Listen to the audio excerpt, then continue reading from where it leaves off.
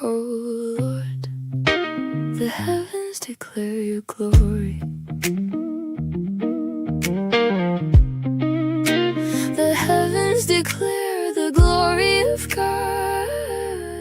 The skies proclaim the work of His hands. Day after day they pour forth speech. Night after night they reveal knowledge without speech or language, without a sound to be heard.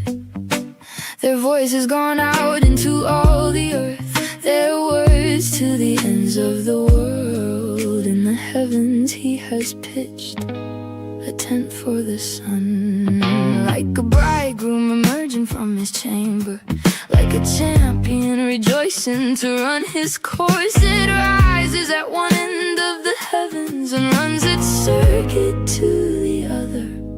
Nothing is deprived of its warmth. The law of the Lord is perfect, reviving the soul. The testimony of the Lord is trustworthy, making wise the simple. The precepts of the Lord are right, bringing joy to the heart. The commandments of the Lord are radiant, giving light to the eyes. The fear of the Lord is pure, enduring forever.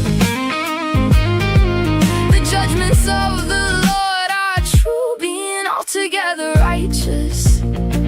They are more precious than gold, than much pure gold. They are sweeter than honey from the comb. By them indeed your servant is warned, and keeping them is great reward. Who can discern his own errors? Cleanse me from my hidden faults. Keep your servant also from willful sins. May they not rule over me, then I will be blameless and cleansed of great transgression.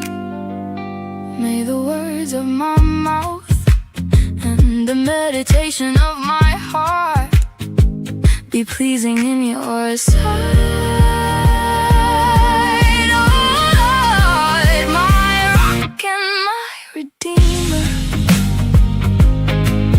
Oh Lord, the heavens declare your glory.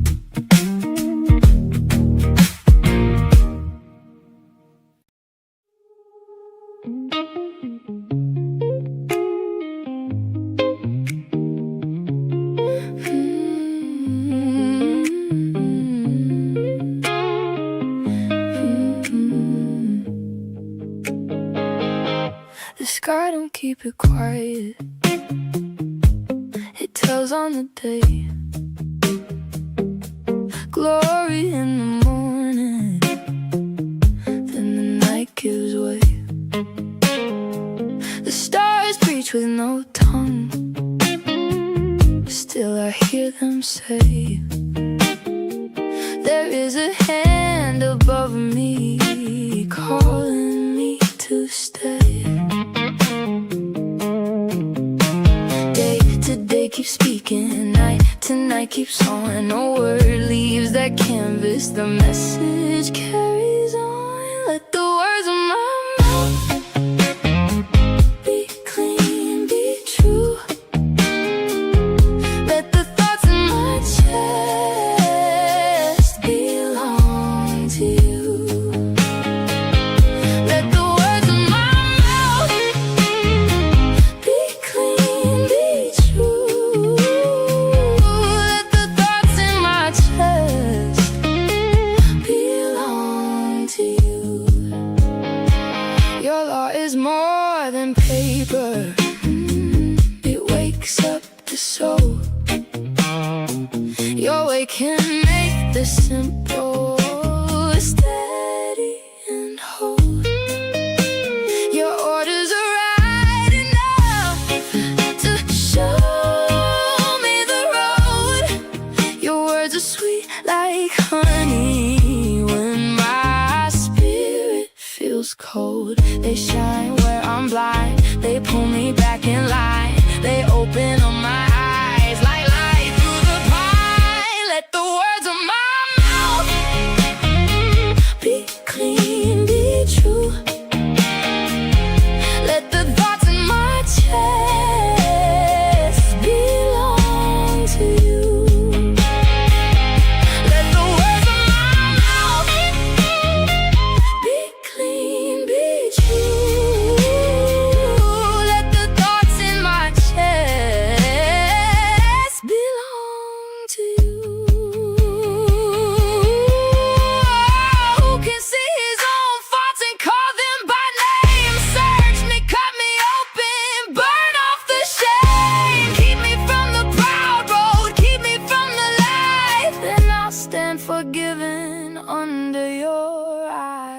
Let the words of my mouth be clean, be true.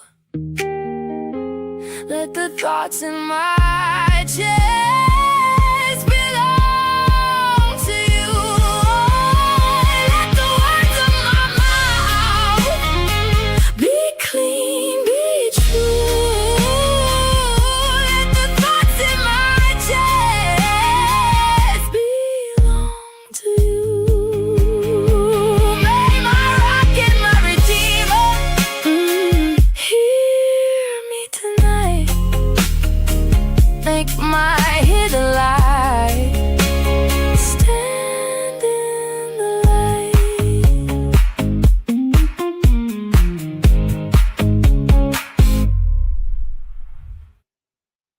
Grace and peace, everybody. We're back. You saw the thumbnail, you saw the title, you know what we're about to do. So my show with Arty is supposed to start at 6 o'clock, but I wanted to get some things cleared up. I want to go over a couple of things beforehand. I ran across a couple of articles that I thought would be good to talk about. They weren't really Arty Trollz specific, so I said I'd jump on real quick and say what's up to y'all. Also, make sure my audio sounded right, all that kind of good stuff like that. I need to turn down these lights, though. I'm going to tell you that right now. Good gracious alive. I'm getting a tan up in this piece. All right, we're going dark. We're going dark tonight. We're going dark. Okay, that's cool. What's up with y'all? What's going on? Texas mother in the building. Appreciate you. Thank you so much for hanging out with us as long as you can. Shout out to your son for sure. What we got over here. Thank you so much to everybody who's already jumped into the best live chat, dropped their like number, saying what's up to the people, to your folks. What's going on? Present Not Perfect in the building. Absolutely. Good to see y'all. Thank y'all, each and every one of you all for tapping in today. I appreciate it. And now it's Lady Dear Woke Christian. Un momento, por favor. Hold on one second.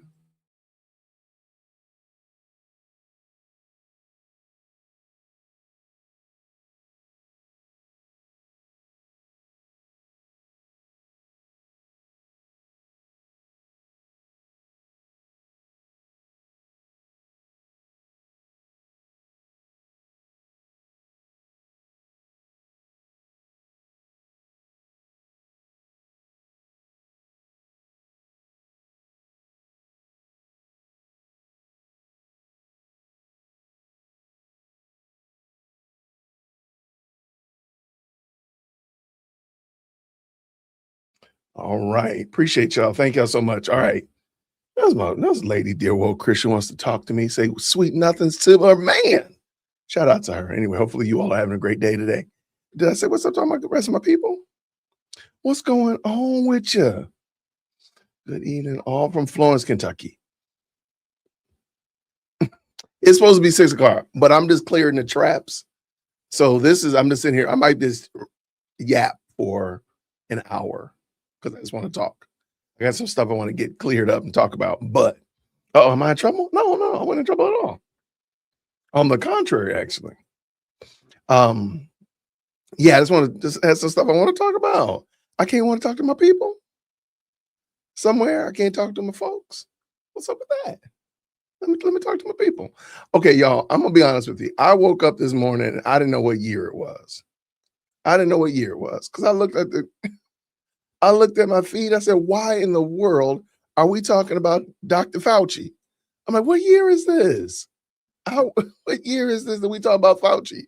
Well, lo and behold, they're talking about Fauci. And I ran across this article and I really thought it made sense to me.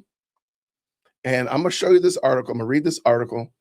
And I believe you can apply what Anthony Fauci is going to say about his Catholicism, and you can apply it to that whole new batch of new Catholics that have been popping up, that have been wilding out in the name of Catholicism. I really believe that you can take this and it kind of gives you a better understanding, if you will, of why these people behave like this. I'm not going to have a Protestant Catholic fight today. I'm looking at those who are Catholics and giving them grace for this conversation. We're not fighting. I'm not trying to fight with y'all. I'm looking at, I am fighting with, however, those people, those new Catholics, those ones that come up in here, and y'all know who they are. We're talking about the Candaces, we're talking about the Megans, we're talking about that, all these other ones, these new Yahoos out here that don't reflect any transformation, any regenerative factor of Christ at all. Whether they profess to be Catholic or Baptist or a tree stump is irrelevant. You can tell real quickly they're not changed. They're not converted. Nothing's changed in their lives. They're just using this as a means to get somewhere. New Age Catholics, I'll take that. Uh-oh, Heather said, I'm not in a good mood. Uh-oh. Okay, well, hopefully we can keep this a good, right. It's just a slogan. It's a slogan. So I want to bring this article in. I just thought it was super interesting. I want to bring it in and let y'all check it out with me. Now, I will admit, this is from December 26, 2023. Anthony Fauci and his lukewarm Catholicism. The problem with the true pro forma, and what I want you to listen to, I just want you to listen as I read through this, is this commitment to Christ and who Christ is, or is this commitment to a church and what the church or an organization and what the organization wants from you? And this could, hey, there's some Protestants that behave like this too. So we can definitely, this is not I'm pointing the finger and the finger's getting pointed back, right? But let's continue. The problem with the true pro forma Catholics is that they are too tepid to inhabit their own tradition, but they're also too timid to leave it behind. They want to have their cake, but still eat it. Let's keep it going. All right. Fauci with the BBC KDK, what a weird name, points to the chapel at Georgetown University during an interview on December 1st, 23. In a recent BBC interview, Fauci, I was like, how did we bring Fauci into the mix? And then this article popped up today. I was like, that's crazy work. Fauci reflects on his own complicated relationship with the Catholic Church, not with Christ, not with the scriptures, not with wrestling with the Holy Spirit and converting him and sanctifying him here on earth. No, the Catholic Church. Let's keep it going. Fauci and the reporter are strolling the corridors of his new place of work, the Jesuit-run Georgetown University, where his wife studied. The two married and their children were born. Passing the chapel where they tied the knot, the reporter admires its beauty. Fauci agrees. Yeah, it's really nice. Does he still go there? No. Does he practice the faith? Again, an immediate no. Why not? She wonders. He answers. I want you to hear this and tell me what you're getting from this, and I'll even stop and hear what y'all are saying here. So listen to this. A number of complicated reasons. First of all, I think my own personal ethics in life are, I think, enough to keep me going on the right path. And I think that there is enough negative aspects about the organizational church that you are very well aware of. I'm not against it. I identify myself as a Catholic. I was raised, I was baptized, I was confirmed, I was married in the church. My children were baptized in the church. But as far as practicing it, it seems almost like a pro forma thing that I don't really need to do.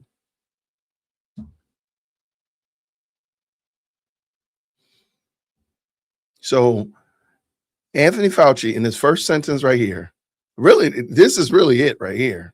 And this is what we see with a lot of the New Age Catholics, as somebody said earlier. I think my own personal ethics in life are, I think, enough to keep me going on the right path. Really? So you can keep yourself sanctified apart from Christ. Okay, interesting. Now, I'm impugning the term apart from Christ because I'm not recognizing the church as a way to keep you in your sanctification. So let's just see, does Fauci even mention like, hey, I don't go to church, but I'm praying regularly. I'm seeking through God through the scriptures and such of that nature. Let's see how he plays it out. Fauci is divisive in his public health figure, and his merits in this area are not my concern here. But many, indeed most Baptized Catholics would find this to be a respectable take on religion. Almost half of those raised Catholic leave the church and never return. Yet many in that group are cultural Catholics who still identify as a Catholic in some way, or ex-Catholics who still touch base with the institutional church on occasion. So that's what we, I guess Protestants would call them Mother's Day and Christmas Christians, or Mother's Day, Easter, Christmas Christians that only come at 3 times a year or 2 times a year. Makes sense.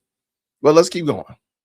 And of all those who identify as Catholic, and then including those who came back or never left, sizable majorities disagree with or are doubtful of the church's moral or theological teachings. Fauci is just one voice in a variable sea of souls who understand what it means to be Catholic in a similar way. I'm just let me know when y'all hear anything about the sanctifying work of the scriptures, praying, the Holy Spirit keeping us, that God, Christ keeps us until he brings us to the Father, anything of that nature. Just let me know. The problem with this worldview, one evident even to an impartial observer with no skin in the game, is not so much as practicing Catholics also often claim that such Catholics cannot really be called or counted as Catholic in some fundamental sense. There is truth to that old saying, once a Catholic, always a Catholic. In fact, the Code of Canon Law treats all baptized Catholics above the age of reason as bound by the church's ecclesiastical law. That is, as Catholic, the church remains as ever a parent mother waiting, or rather a patient mother waiting with open arms to welcome her children back home. Where, if anybody hears Christ, let me know. Just stop me in the chat. No, the problem is that such Catholics, to borrow the Keitengard, fail to become what they are. They live in a state of what is essentially existentialists call inauthenticity, play acting as what they are not.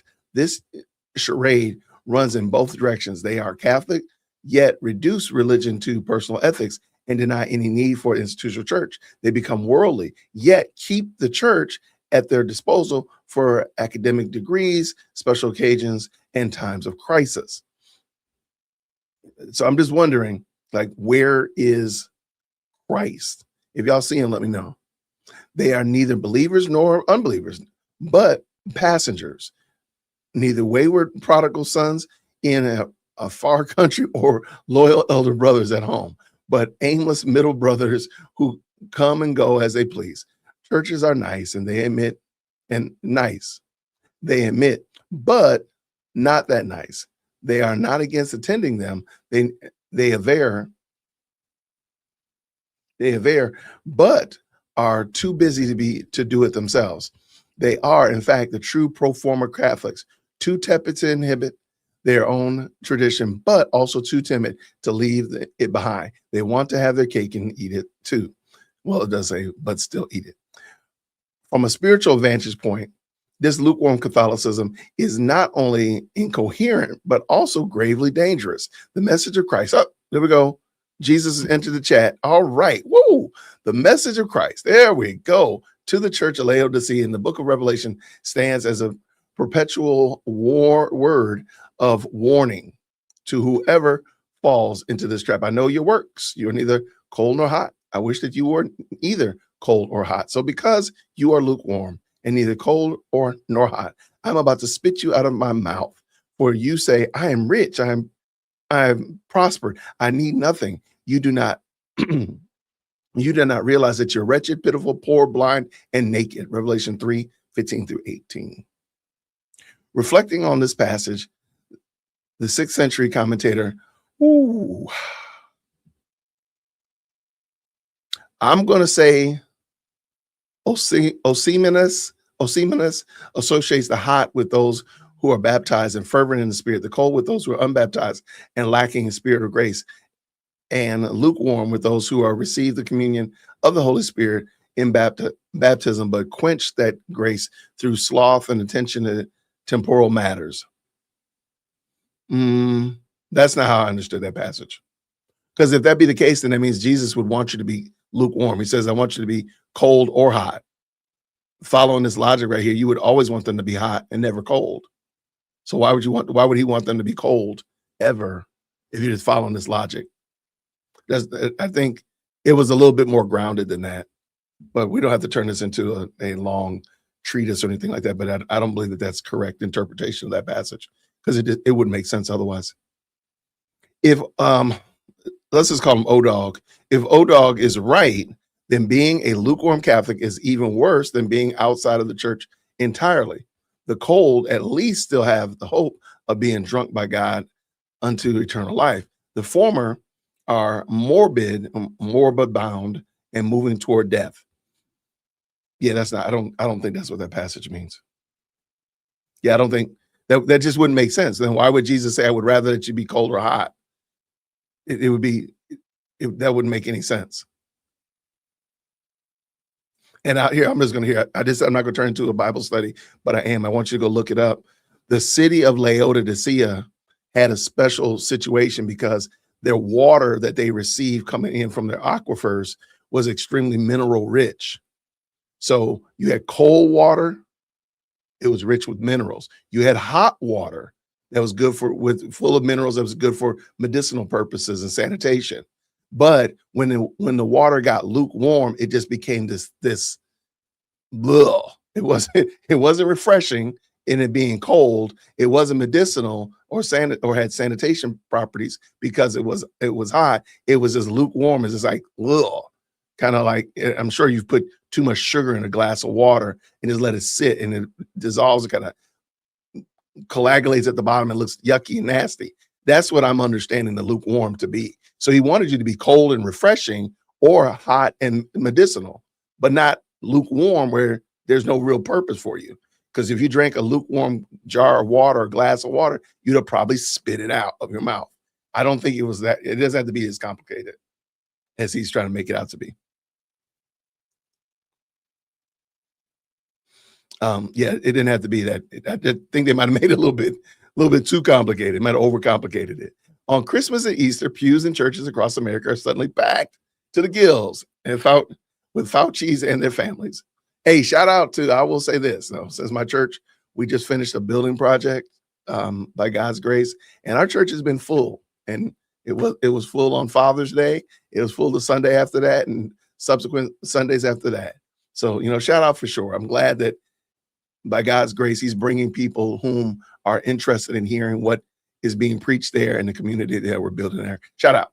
The Christian response to their sudden appearance there or at a baptism, marriage, or funeral is not the bitterness of resentment of the elder brother, but the loving embrace of the warm welcome of the prodigal's father. It would be a mistake to squander these encounters so packed with potential of reversion, or at least the preversion, by turning one's back and assuming the worst. But it would also be a mistake to remain silent in the face of the rising tide of those who, like Fauci, have settled in comfortably into a space between the distant country and Rome, sweet home. Why do they claim the Catholic mantle but not put it on? Why do they throw it off only to show up again? Why these alternating charades? The Christian also has the duty to speak the truth in love, and the truth is that such sons and daughters of the church face danger even greater than in faced with the starving prodigal in Jesus' parable. The presumption of never having to return home when one is not really living there at all. So I wanted to bring this up because it kind of gives me, I feel, I kind of got a better understanding of the new Catholic movement that we've been watching. You got your Candaces, you got your Megans, you got all these people who profess to be Catholic, and you got you scratch your head like, well, why don't y'all behave like that? Why don't you behave like Christians? And I think that what we're watching in this, even though this is about Anthony Fauci specifically, I do think that what we're watching is people coming in and they're just throwing on the charade of being Catholic. And again, I'm not trying to start a fight today with Catholics, but they're throwing on the charade of being a Catholic as their defense mechanism for them saying, well, I got my religious box checked, bang, Catholic. And now let me go ahead and keep wilding out and not representing the church, not representing Christ by any means or measures, not demonstrating any level of conversion, any level of sanctification, nothing. I'm just gonna say I'm Catholic. That's all they do. And I think that's what's happening. I really think that's it. So I wanted to drop, and matter of fact, let me drop this article in the chat as well so y'all can check it out. And I think the newspaper is called what was the newspaper called? The Catholic Voice? The Catholic World Report. All right. They look legit. But I thought that this was interesting, and I just wanted to hear what y'all thoughts were on that. So, because we always hear it, we hear people talk about it all the time, you know, this person professes to be Catholic, this person, but I'm like, they don't demonstrate any fruit of repentance. They don't demonstrate that they actually have been converted. Sure, I could tell you for 2 days straight that I'm an NBA basketball player. I'm an NBA basketball player, world renowned NBA basketball player. You can be like, my dude, you're 5'6", 5'7" on a good day. You're not an NBA basketball player. Where is your evidence? Where is the fruit of you being an NBA basketball player? Trust me, bro, I'm an NBA basketball player. Well, most of y'all will be like, no, I need to see some evidence. I hear what you're saying. I hear your confession, but I need to see your possession of some uniform, possession of a place on the roster, something. I need to see that in order for me to believe what you're saying. Because at the current moment, what I'm seeing, you on the screen, and what I'm hearing do not comport. And that's just simple. And we must see some fruit. Like it's okay to inspect fruit. It's okay to say, hey, I don't see any fruit. And that's perfect. Trust me, you would be okay in saying that because I'm not. I'm not an NBA basketball player or an NFL player or a soccer player. I'm a dad. I'm a dad. So, but y'all have seen the fruit of that, right? So there it is. So I think it's fair to question and ask, say, hey, let me see the fruit. Like we're called to inspect fruit. I can't say that you didn't hear me damn anybody to hell. Now I've done it before though. Y'all know I'm good for that. But I didn't damn anybody to hell. I didn't. Now I am going to say, where's the fruit of your repentance? Where is the fruit of it? Do we see the fruit of the Spirit evident in your life? Or do we still see the works of the flesh? Now, going back and listening to what Anthony Fauci said, he said, I think my personal ethic is enough to keep me on the right path. Wait, Jace, he didn't say that. Yes, he did. He said it right here. First of all, I think my own personal ethics in life are, I think, enough to keep me going on the right path. I mean, that's self-righteousness in 4K. That's self-righteousness right there. Have we all done this? Absolutely. Do we all need to repent? Every day. But I mean, what is your personal ethic? And this is your personal ethic. I think the fruit of the Spirit shows that you're connected to the vine. It shouldn't be my personal fruit. It should be the fruit of the Spirit. I'm just saying. I'm here to pick a fight today. Not really trying to pick a fight. I'm not picking fights today. I'm turning a new leaf. I'm turning a new leaf. I'm not fighting with people today until maybe later, but not at this moment. No fighting anybody, not at all. But I just thought that was interesting. And I just wanted to hear what you all thought about it. These people are not good examples of Catholicism. And I fear the devil is using them to sow division. Look at how cynical people are in the Catholic Church. Now, I don't disagree with you, Hannah, at all. And I appreciate you. I know I saw earlier you said that you're a Catholic. Shout out to you. And I do agree. I don't think these people are good examples of Catholicism. I don't think they're good examples of anything, truth be told. But I agree with you 100% there for sure. Thank you very much for that comment.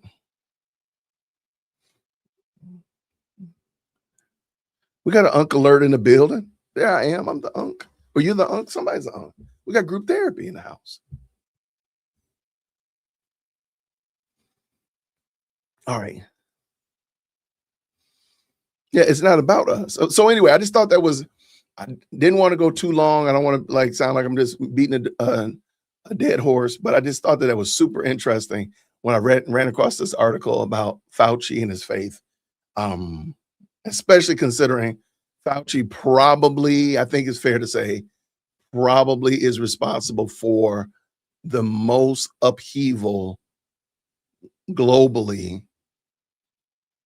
Man, I feel comfortable saying Anthony Fauci is probably more responsible, is single-handedly more responsible for for the global upheaval that we experienced in 2020 than anybody else since 2020. I think that's fair to say.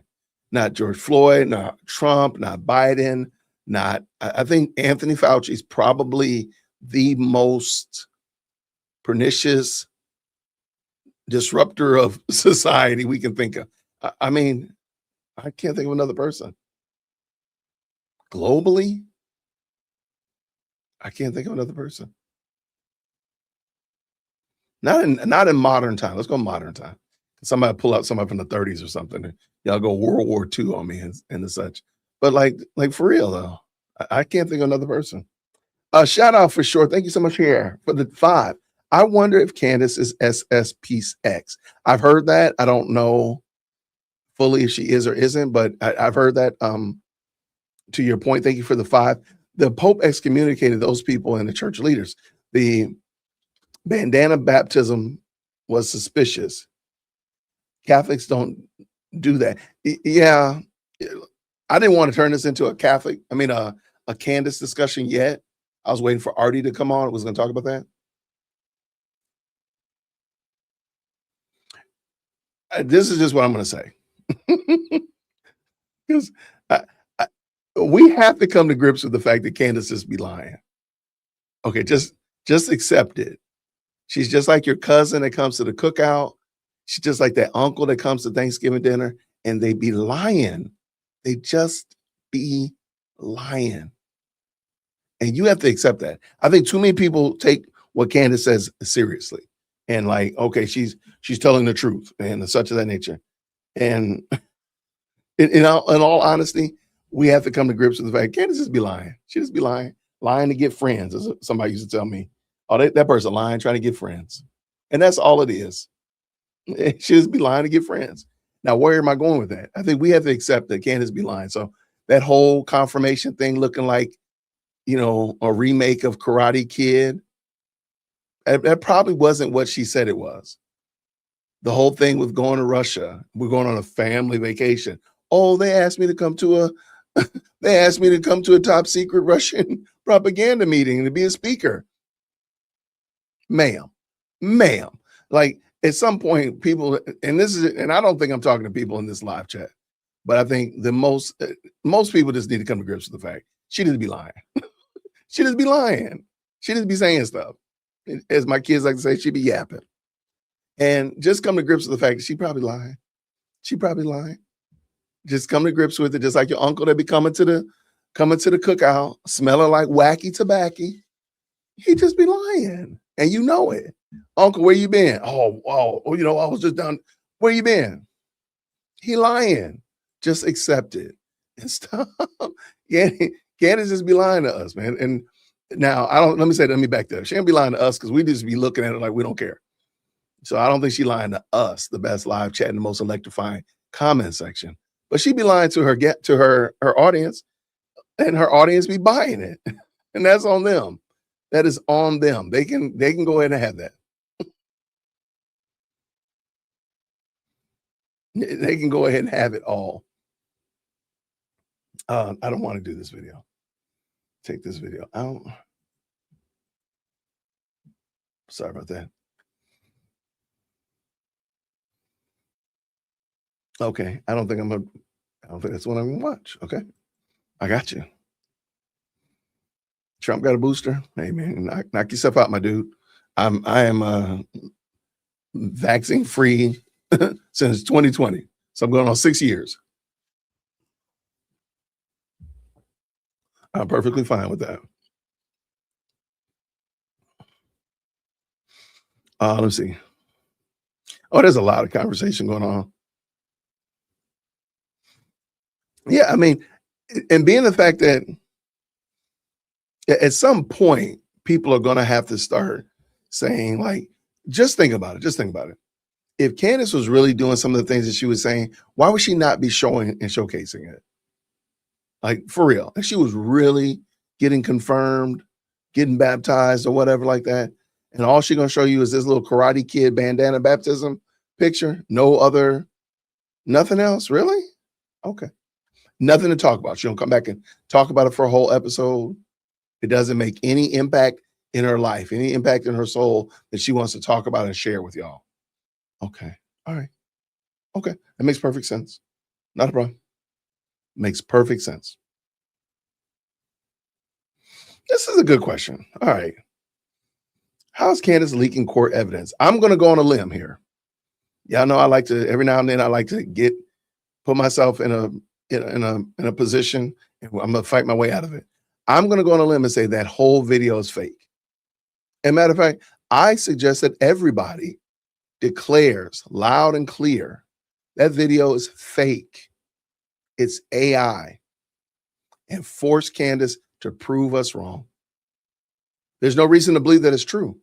If we're not supposed to believe the Tyler Robinson Challenger video, if we can't believe that, if we can't believe the video of him walking down the stairs, if we can't believe because they're too grainy, then therefore I don't have to believe that that video that she showed was real. It was AI. Now, prove me wrong. I'll just wait. If we couldn't trust the other thing, we can't trust you. You have all this doubt about Tyler Robinson's text messages. You got all this doubt. Then therefore, I got doubt about that video. Yeah, prove me wrong. Show me the proof. At least we can say the chain of custody of his phone has been maintained by the police. Therefore, we can feel comfortable that that text message stream is really his. We have that. Show me the text, show me the chain of custody of that video. It's fake. I'm going to just say it's fake. Yeah, I'm going to say it's fake. Now, I've thrown this out here. I think she really is trying to get arrested. I do think Candace is trying to get the official, she wants to be inserted into this narrative. And I do believe that she wants to get arrested. I think she wants to get arrested, visited by the FBI, Secret Service.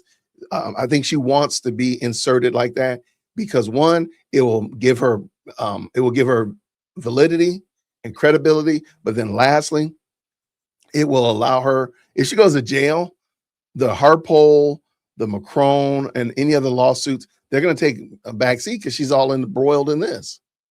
And that's what I think she's trying to do, is trying to throw off other cases. So, you know, like the Karate Kid bandana. I mean, what was the purpose of that? Somebody tell me I was wrong.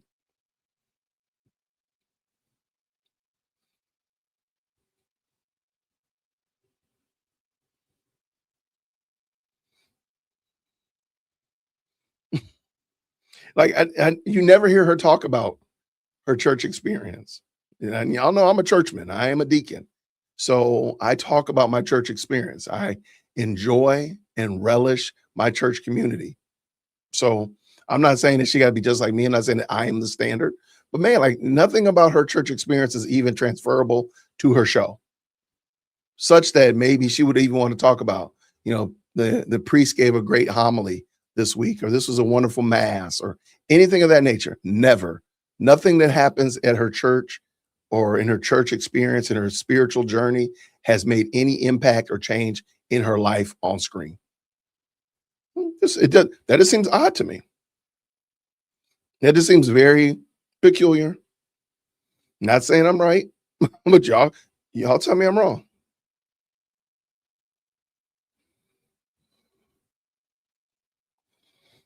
All right, what do we got here? I got lots of good conversation going on in the chat. I appreciate y'all. Always, thank you. She don't want to raise them kids. I'm not even, y'all not gonna get me going down that street. I think she got more nannies than some people have family members. You have not convinced me that she parents those 5 kids or 4 kids, 1 on the way. There's no way.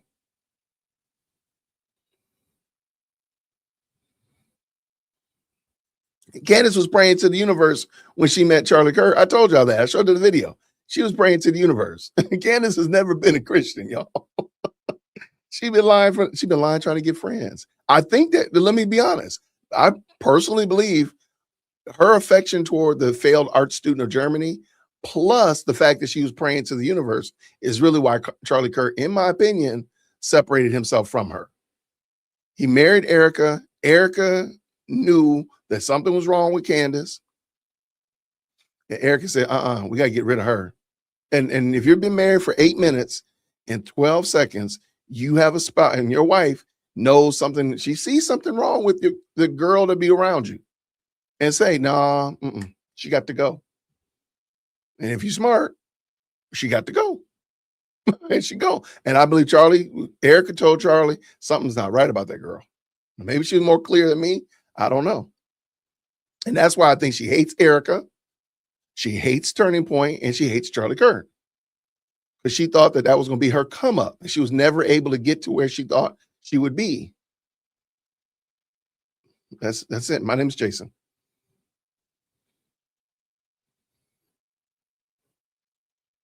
Yeah, Mitch. Was it yesterday? Okay, yeah, he was. Okay, today's Wednesday. I don't even know the days anymore. Okay, shout out to Mitch Snow. Go and catch that case, Mitch. I'm proud of you.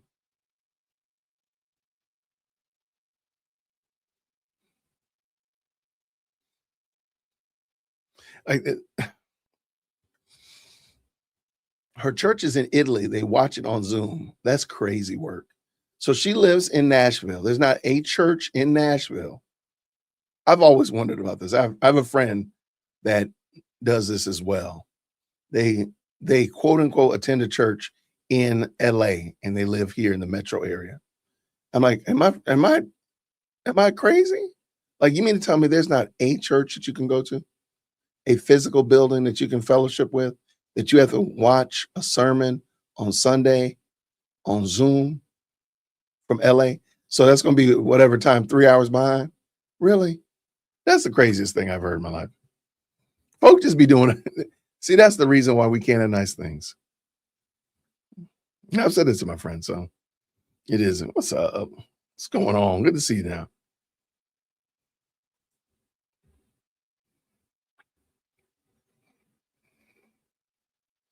Oh, if you're talking about Candace, then you're not going to see a new creation because she's not regenerate. No way. She's raising those kids. I have one and I'm barely surviving. That's what I'm saying. Like, she got more. She got more nannies than a little bit. You know that. She got a whole bunch of nannies. George hired nannies.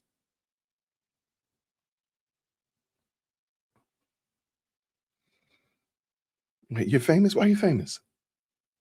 How'd you get famous, Junie? Yeah, I do. I do believe that. Yep, I do. Well, thank you, friend. I appreciate you. Y'all are wild. Now that y'all are wild. Now we've definitely got to the back page of our crazy tabloid. Yeah. I've heard that one. I've heard some crazy ones. I've come up with some crazy ones myself. Don't get me started. Do not get me started on that.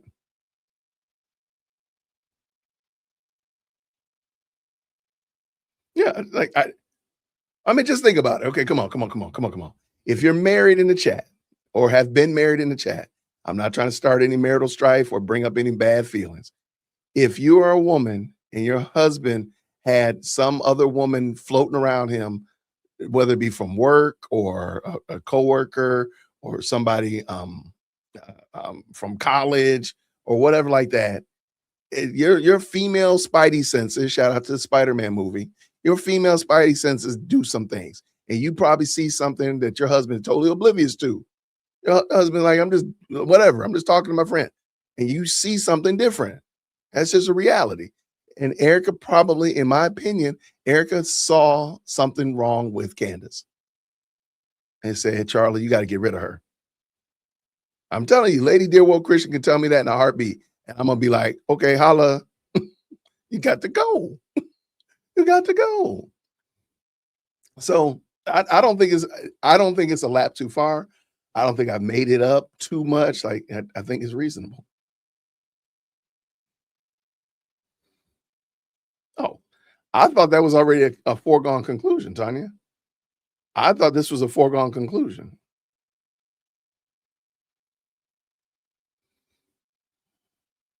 Shout out to Heather.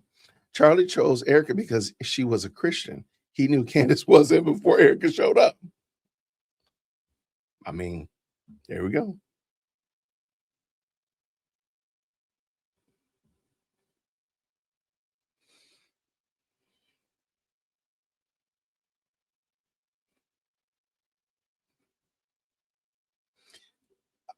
I got this interview. I don't know if I want to watch it. Shout out to Hannah.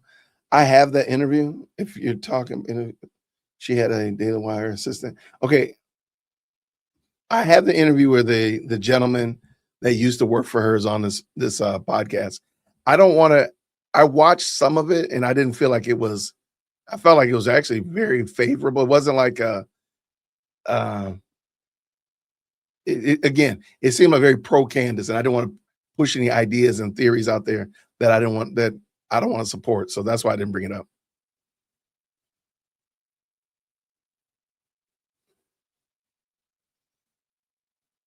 Yeah, like, but okay, let me ask this President Not Perfect. Shout out to President Not Perfect. He said, look, my church is 8 minutes away.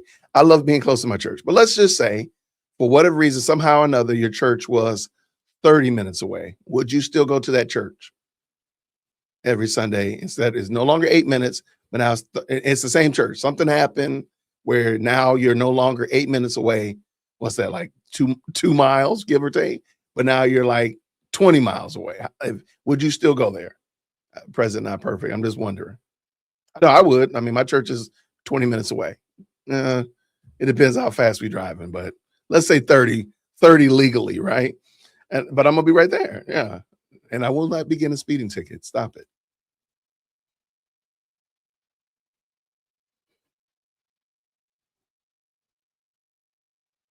I haven't watched Bruce in a while.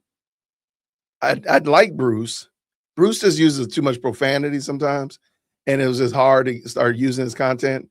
And I've watched him, like, just on my own strength, but it's just a little bit much. But I have no problem with Bruce. Let me just say it like that. They have not decided yet on the Macron case. I checked that just before I came on because I wanted to tell y'all they still haven't decided yet. So, oh, so as soon as I know, you'll know. Oh, got you now. I got you, Junie. I got you. Yes, you are famous. You're wild. Where's President Not Perfect? Here we at, man. Shout out to the best live channel on the internet. I appreciate y'all hopping up in here. Right. As close of friends as I have, y'all have heard my stories, right? I have brothers and sisters that I went to college with that I would die for. There's now one of them would say she's my best friend. That's just not going to happen. That's not going to happen. And my brothers don't say they're my best friends, truth be told. And some of them would probably qualify under whatever standards you would use as my best friend. They say, no, that chick that's just pulling in the garage right now, that's Jason's best friend. And they have all, and I take no offense to it. I take no offense to it. Craig is my roommate from college. Eric is my roommate from college. Mel, I mean, like we're good with that. But at no point would anybody say, oh, I'm his best friend. And fight with my wife about best friendship. That's crazy work. It's just diabolical. Right. I think women know. I'm fine with that. Because I'm fine with God. That's why God gave me her. Because he knows I'm a dingbat. I don't know everything. I need somebody to watch my 6, and she watching my 6. Then I'm good with that. I'm perfectly fine with that. I'm perfectly fine with that.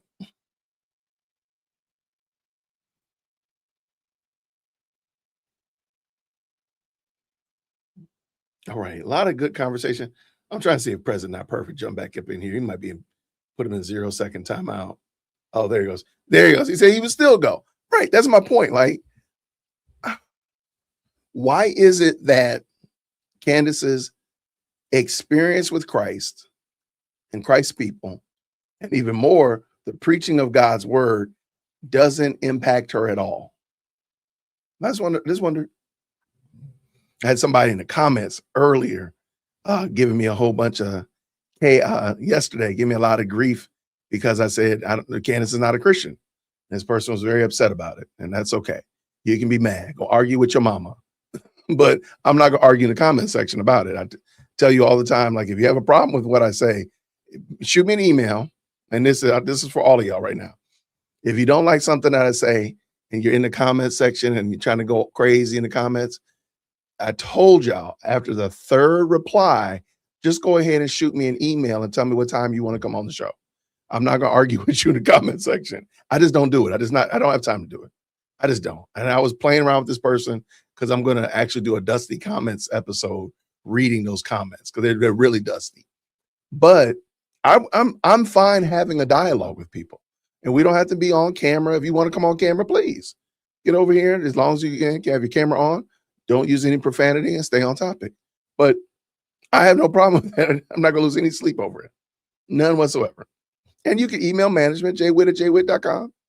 It's in my about section. A lot of people don't realize that you can just click on the about and you can see where how to email me. Email your boy if you got a problem with jwitt.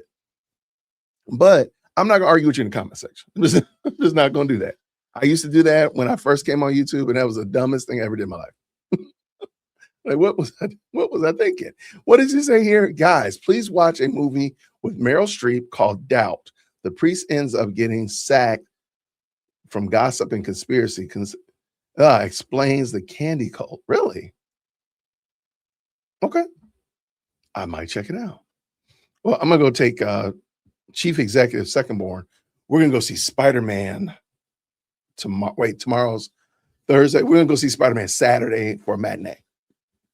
So we're looking forward to seeing her. She's been watching a lot of movies this summer. She's turned herself into a little movie buff. She's got like these movie opinions. So we're gonna go see The Man Spider and check it out and go from there. So, but I might check that out. Thank you so much for that.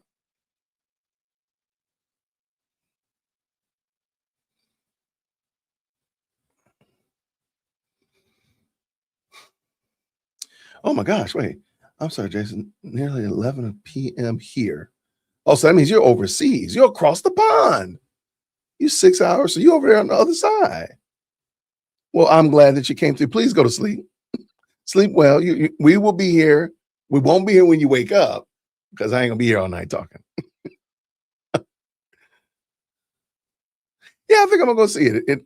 I don't know. It looked good. I heard it was decent. And even though look, I can go on y'all know I can go on a 2-hour tirade about superhero movies, and I probably wouldn't even catch a breath. I'll go on a 2-hour tirade about that. But I don't think that apart from Spider-Man, I think we can go ahead and queue up the band for superhero movies. Doom and next year's Secret Wars, they're not going to be good movies. And they don't have I'm just gonna go see it in normal. I'm just gonna go see it normal. I'm not that invested in it. Now, if it was on sale or something like that, but I'm not really that invested in it. But I do think we're on the end of and give us another year, we'll be in a whole new genre of movies that everybody's gonna go rush out to see. It will not be superhero movies. Yeah, and I just don't think it's going to be good. Wait, let me back up. I think Spider-Man is probably going to be pretty good because I heard it's a standalone movie. It doesn't need, it doesn't need a lot of pre-work, a lot of homework in order to understand it, and it doesn't lead per se into anything else. So there's not a lot of Easter eggs and key janglings and stuff like that. So I think this is a good standalone movie, which you're going to see a lot of those now. The extended universe is done. That's just me. Yeah, I thought Terminator got a little wonky. I want to say after, was it Rise of the Machines? Terminator got a little wonky. They might try video game movies. It's possible. Truthfully, I think what they're going to do, this is just my thought on this. Well, that's okay, DJ. Marvel and DC are toast. So you just join us over here as Marvel DC fans. We all just sitting here talking about the days that it could have been. But back here, I don't think they're going to do video game movies. I think they're going to find a way to be lucrative with low budget movies, kind of like The Obsession and Backroom and such like that happened this summer. They didn't have that in their minds. You're gonna see a lot of lower, I would say low budget movies come out.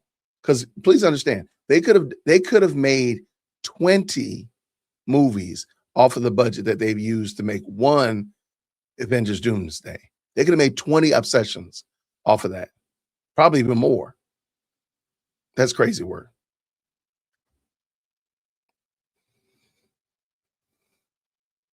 Wait, what is this? Waiting for Pierre as John Stewart. No, it's not going to happen. And I'm going to tell you why, DJ.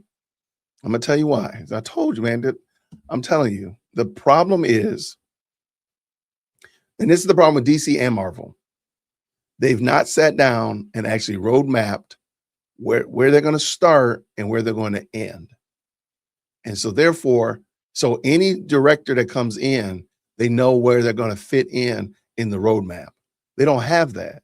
They're just literally letting you come in and throw an idea out. So just think about DC. We had Superman last summer. The follow-up to Superman was Peacemaker 2. After that, you had Supergirl. Now you got Lanterns. And later on this year, you're going to have Clayface.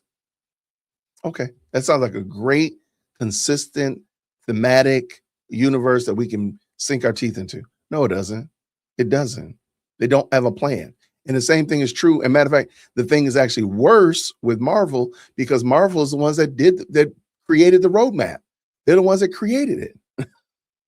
And therefore, you would expect them like, oh, wait, this is the Michael Jordan of movie making. They should be able to do this. No, they're actually worse. They are not going to reboot the universe after Secret Wars. And what I mean by that is reboot is they need to go ahead and clean the whole slate and go ahead and bring in new actors and actresses to play these very key and pivotal roles. But they're not going to do that. They're going to actually bring back Robert Downey Jr. after Secret Wars as Iron Man. Robert Downey Jr. is going to be better than 60 years old. Chris Evans is going to be 50 plus. Same thing with Chris Hemsworth. That's crazy work. That's just insane. You mean to tell me there's not a 30-year-old that could fit that position? That's crazy. So they're going to, after all this done, after next year, after Secret Wars, when they could have rebooted and start over again with brand new characters and new stories or brand new actors filling in those characters, nope, they're going to just stay right there. And matter of fact, I talked about this with the Dangerous Crew yesterday. The pivotal mistake that Marvel made, and I'm a Marvel fan and I like DC as well. So I just like good stories. The pivotal mistake that Marvel and DC made, and DC and Marvel specifically, was not recasting T'Challa in Black Panther. They should have recasted him. They should have recasted this Black Panther 2 should have been another Black Panther, a king of Wakanda, not Shuri. Even though in the comics, Shuri has been a Black Panther, sure. But they messed up there.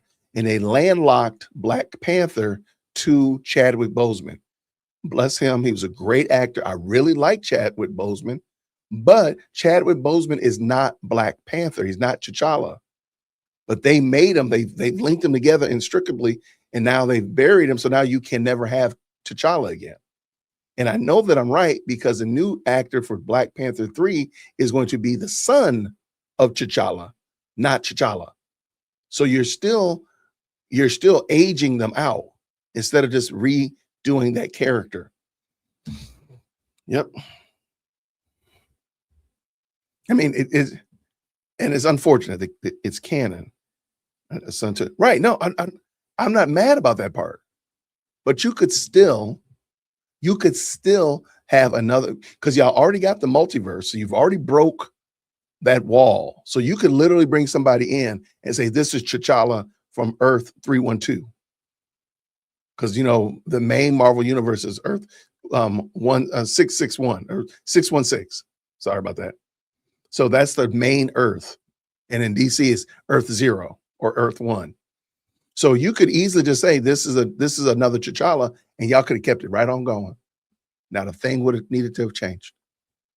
Y'all could do the same thing with Captain America. You can do it with Thor. Since y'all already broke the multiverse, go ahead and bring in new characters. And I've said this till the cows come home. They could have just stayed in Wakanda altogether. There's enough characters in Wakanda. You don't even have to leave out of Wakanda. So that's actually, you don't even have to do that. Yeah, I don't know where my guest is. So if my guest pops in, we'll do that. If not, I got a video or two to talk about. I could do some body cam.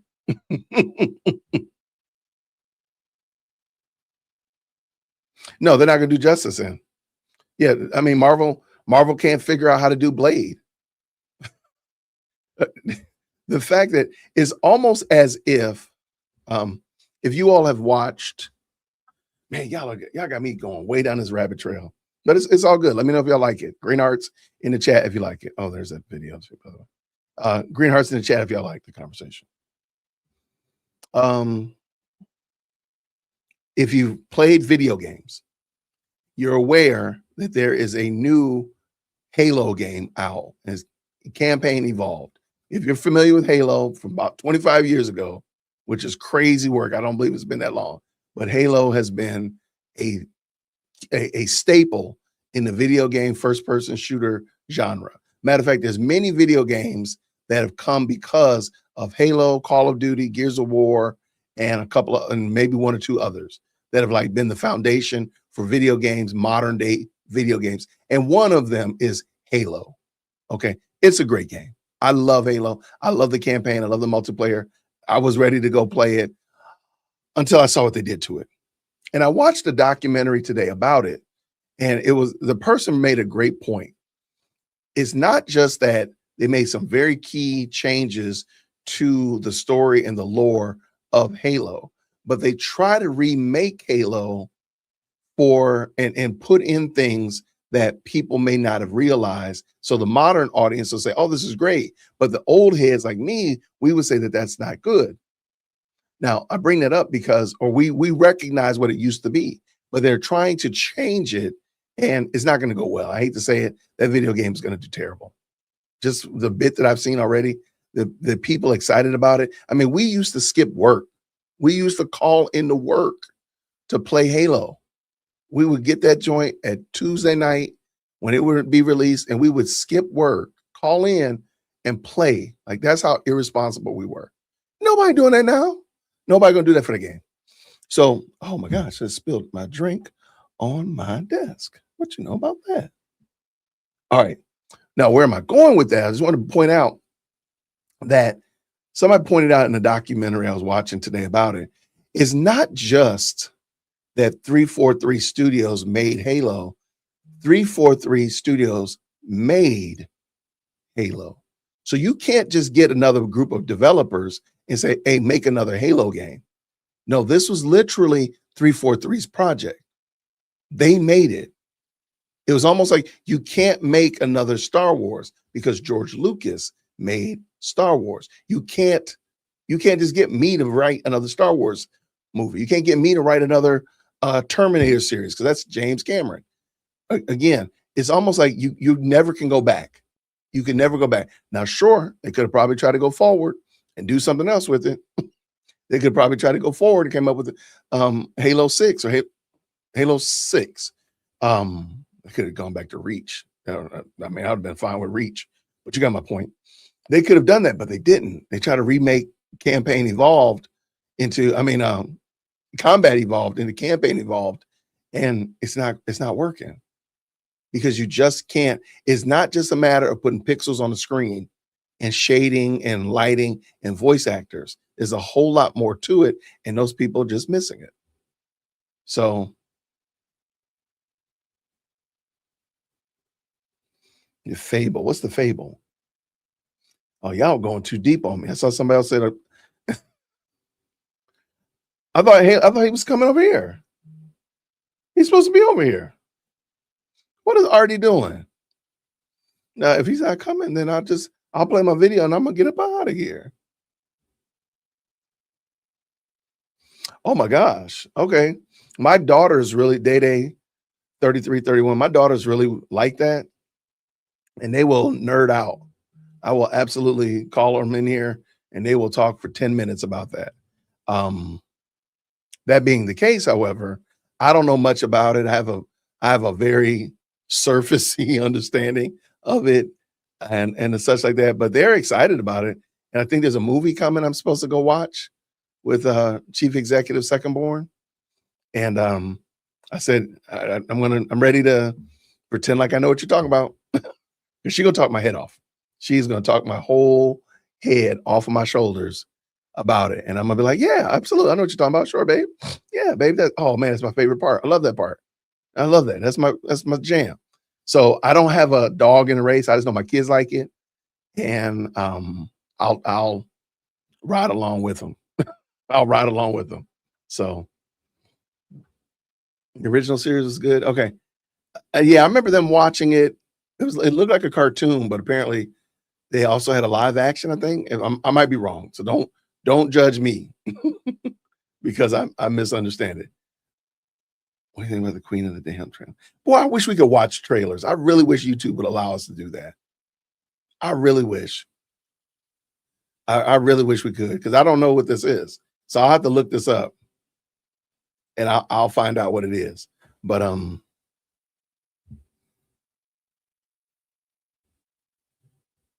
yeah, I see y'all saying bad stuff about it. They were just talking about it literally this morning at breakfast. I don't know. I guess it's okay. I don't have a dog in the race.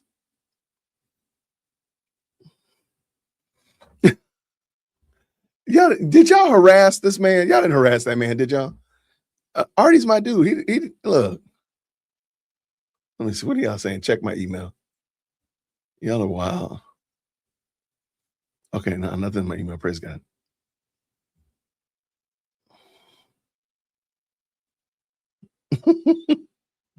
Y'all crack me up. Y'all didn't, tell me y'all didn't. Please tell me y'all didn't bother that man. If that man was doing something, okay, thank you. Y'all can't be. Y'all have to put all of y'all in 0-second timeout. Do not be harassing that man. Good old. All right, what we got here? Oh wait, what'd you say here? You remember Aaliyah? Right, right. That's a famous snake dance scene. Her as a vampire with yep, Messiah from the Interview with the Vampire. Okay, so are they remaking that movie? Are they remaking it? I just want them to stop remaking movies. I really do. I want them to get real writers, real people that care about the IP, real people that care about the genre or the theme, and are willing to write scripts and write in a way that appeals to the audience and not just, hey, let's just reboot it. Let's put a new skin on this. Because to me, that's just terrible. Oh, it's a show on AMC. All right, then you got me in trouble because I very rarely turn the TV on. Yeah, I'm just like we've overkicked our coverage with remakes. Like again, I told you I could talk for 2 hours, and I probably haven't even taken a breath yet. We've overkicked our coverage as it relates to remakes and reboots and reskins and prequels and such of that nature. Just stop. We don't have to do that. Wait, I need to give them an email. Hold on, let me send them a thing. It's in the calendar invite, but that's okay. I'll send it here. I'm gonna send it to them. I'm gonna send an email right now. It's in the calendar invite, but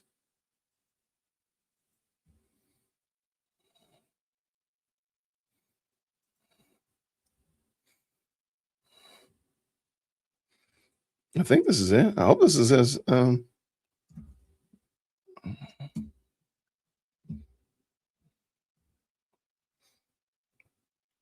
all right. I just sent him there. I just sent him another email. Live chat inception is crazy. Yeah, and I'm going to send him a message in on X as well. Oh, here he goes. Hey. Oh, okay. Here. Yeah, I just tell him I sent it in X as well. It was in the calendar invite, but maybe he didn't see it. Okay, I think It's all good. I think we got it squared away. I just sent it to him in X. Oh, he's locked out of his email? Oh my gosh. Oh, I've been emailing him all week, then. That's the problem. Gotcha. Okay, I understand what y'all saying. Okay, I just sent it to him.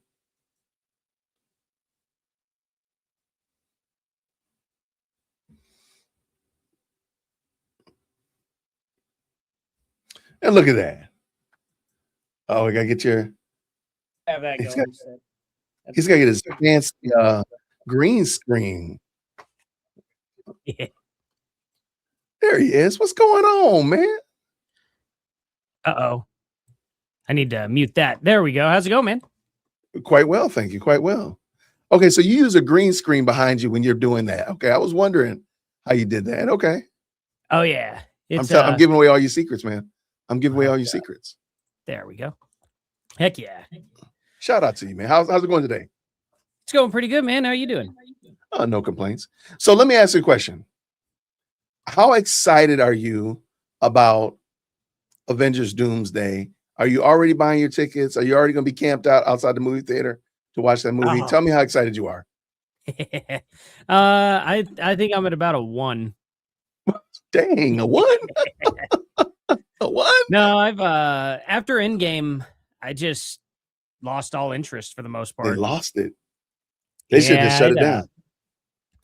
It's a bummer. It's a bummer the way that went from the way that they kind of took Marvel. I think they just, I don't know, came at too many angles all at once.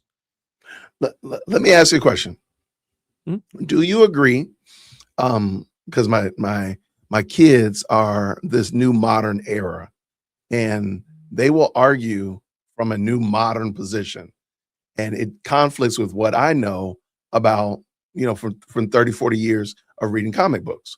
So do you believe, or do you agree that, let's use Marvel after Endgame, that they should have recast all of those characters and started phase 4 with new Thor, new Iron Man, new Cap, all that, without any kind of, without any legacy characters, or fewer legacy characters carry over past Endgame? Would you agree with that? Oh, man. I actually don't know, because I haven't kept up with any of the newer comics at all. Right. I have a buddy who does, but I don't know. I know very few Marvel stories, to be honest. I was kind of more into Teen Titans and stuff like that. Right. Static Shock and that whole era.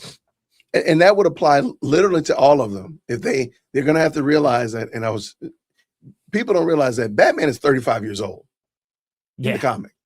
But you realize Batman has been around for 80 years. Yeah, exactly. So he's been 35 for 80 years, y'all. So you're going to have to keep recycling in new characters or new Batman, Bruce Waynes. You're going to have to keep recycling. Same thing with Superman. Superman is 36 years old, but he's been around for better than 80 plus years. So you're going to have to recycle in newer characters and keep the same motif, so they can't age out, because they're going to, so you don't need an old man Logan storyline. You need a young, you're going to keep doing Clark Kent and Superman. So anyway, somehow or another, I don't know how we did it. Arty, they got me on this rabbit trail talking about comics. I don't remember what we were doing, but we got off task, but we did nonetheless. Wait, no, because they would end up like Batman rebooting. They don't have to reboot them though. That's the thing. Don't reboot them. Just have another character come in and fill in the space and keep the story going. There was one really huge missed opportunity. When Robert Pattinson did his version of Batman? I thought it was, yep, go ahead.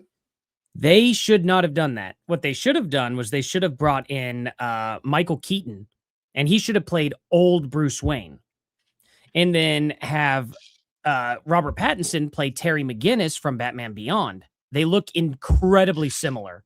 Like, he would have been able to pull it off really easy. He would have been the future Batman that in that crazy dystopian world with old Bruce Wayne teaching him how to do all that. They should have done that, in my opinion. They could have done that. Would have been a really good opportunity. They could have done that, but then you would have aged out. You would never have Bruce Wayne a part of the Justice League. That's what people want. It was it was still kind of part of that world. So they Right, have but kind of this future Batman thing, and they kind of Batman do Beyond, these I'm crazy familiar. crossovers. Yeah, but I'm But saying like you would not been able to have what people want yeah, is they want to see their team ups. That's why everybody lost their minds when they finally saw Avengers, when they saw yeah, all of the Avengers come together. So they want to see the Avengers, they want to see the X-Men, they want to see the Justice League. Truth be told, they really want to see the Legion of Doom. They want to see those characters together on screen, all together, doing the things that they do. And if you overkick the coverage and you over here in Batman Beyond territory, you wouldn't have been able to see that. And I think that's truthfully, I think they should just stay right there and just keep recasting characters to play these various and sundry individuals, but they all stay about 36 years old. Like they're not going to age out. You're gonna now again, if you want to do like a Kingdom Come, if you want to do an extended world, but get rid of the else worlds, get rid of the multiverse, and just stay right here and just keep recycling, pretend like this nothing's changed. That would be my admonishment, but in my I opinion, it's too understand late. that. Absolutely. All right. We got Arty Trollz in the building. You did not come over here. You're like, man, I did not come over here to start talking about comic books, man. What's this guy talking about? What's Jay Witt about? Yeah. Anyway, Like if anybody, comic books to a degree. yeah, Just if you ones from like just the 90s in case some of my people, just in case somebody from the best live chat or the most electrifying comment section does not know who you are, please, if you don't mind, tell us who you are, what you're about, all that kind of good stuff about your channel, of course. And I got something fun for us. Yeah, absolutely. So, I kind of got my start here on YouTube, just doing what do you call them? Like video responses, I guess is what we Mhm. kind of always called them. Yep. Back from like I think I started in like 2016 or something like that, Nice. and Okay. just I don't know, kind of been going about my way on that. Got into it with a few people over the years. Made a lot of good friends along the way, I guess you could say. But yeah, it's always been kind of I guess we started off as like that, back in the skeptic days when everyone was a skeptic.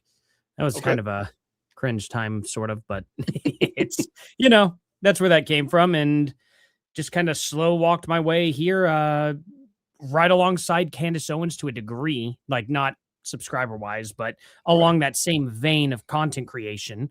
And, I've had eye on her for a long, long time. Since we figured out that she came from that whole social autopsy Right.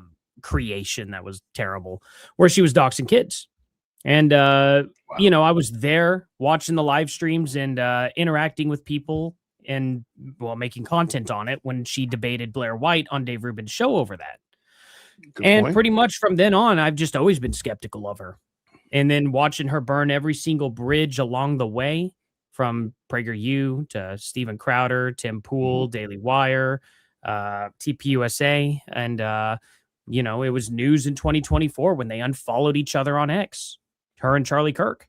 Right. But, here we are watching her trying to erase that history, act like that it was everybody else out to get Candace. And that's kind of how I got here today, started making content about that. And, well, here we are. And here we are. All right. So let me ask you this. I do have a video clip that I haven't finished watching. So we might watch it. You may have seen it. I'll bring it up before I'll give a chance to warm up a little bit before we bring it on. Let me ask you a Heck yeah. question. Where do you think she's going with this? What do you think her end game is for what she's up to? Well, that's what's scary, because it seems to me like whether a trial happens or not, there's going to be a date in which this has to end, a marked date. And Yeah. it's probably going to be by a judge. Or I mean, most certainly would be by the judge. But Yeah. after that date, I don't see how she would be able to take it any further, whether she's right or wrong, because that should be the date when all the truth comes out. No, everything else is going to die right off there. And either she's going to fade or she knows something crazy's coming. And if she knows something crazy's coming, she's essentially, I think, sees the downfall of this country. I think that's what she's trying to usher in. And that's pretty freaky to think about if that's the case. Otherwise, the only other logical answer is she just fades out and people forget about her at that point. I would love for that to be the case. Sad. All right. Well, one of her crazy ideas and theories is the infamous exploding microphone. I'm Oh, sure we've yes. all heard this. So one of her, somebody who used to work with her, went on a podcast, and I really don't think the full podcast was very critical of Candace, but this little section was pretty critical about the idea of the exploding microphone, which I think is very interesting because she flip-flops, and Cantifa people won't acknowledge that she's flip-flop. She went from there's no such thing as a gun to now she's allegedly showing a video of somebody military crawling on a roof shooting a gun.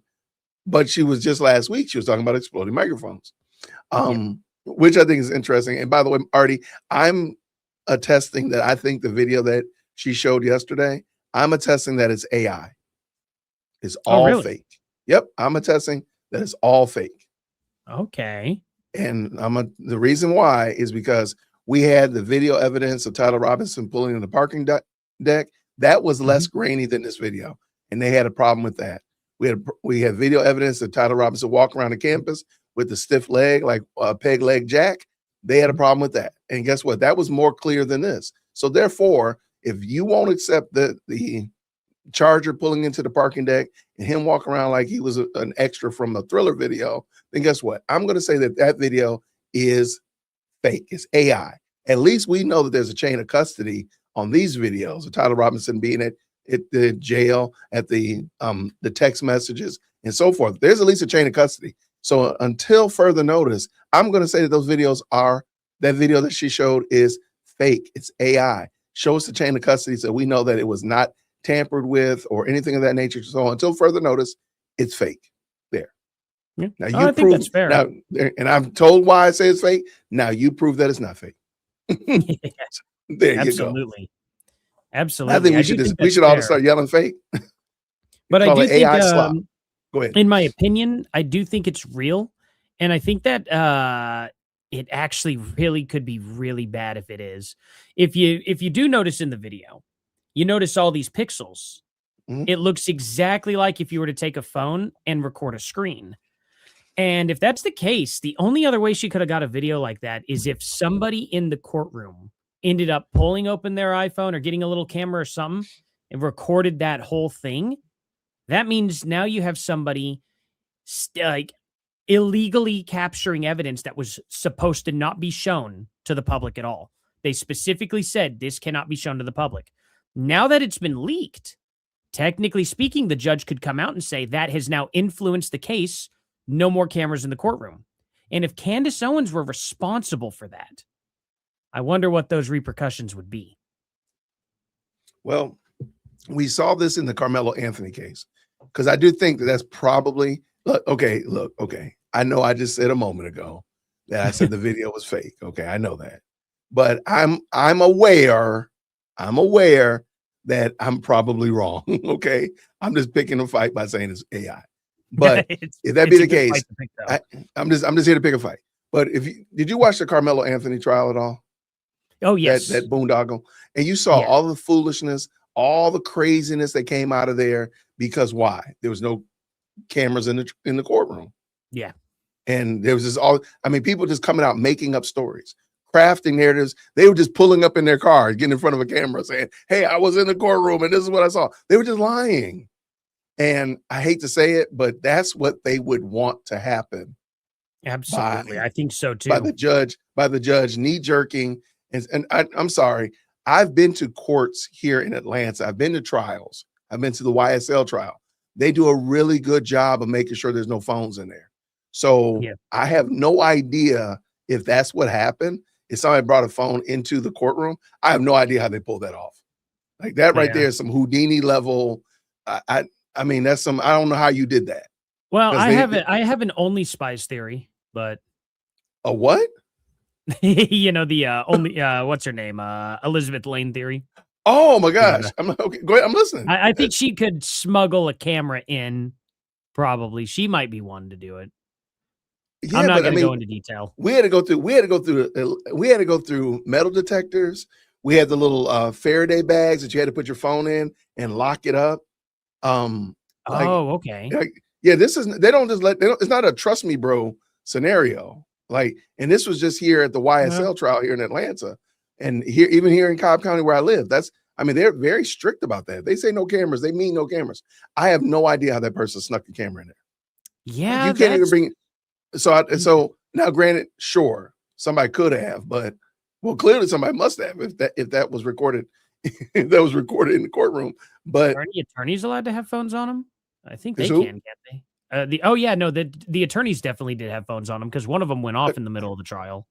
attorneys So, can, but man, yeah. man, attorney doing that, man, that would be terrible. That'd be crazy. That would But be I mean, insane. anything's possible. Anything's possible for sure. But man, that's an attorney that would definitely get disbarred. Yeah, It in the would chat, be let the me end of know their career. in the chat. How do you think this video was materialized? Put AI if you think it's AI. If you think the lawyer did it. If you think Elizabeth Lane snuck it in there. How do you think they got this video? But yeah, I'm still gonna lean.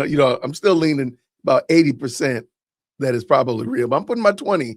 I spread my bet out. I still If believe not, that though, it's there's a a good chance possibility. that it could be AI. It's definitely Yeah. possible. Ooh, meta glasses. What about meta glasses? Oh, That could have. Okay. All right. There we go.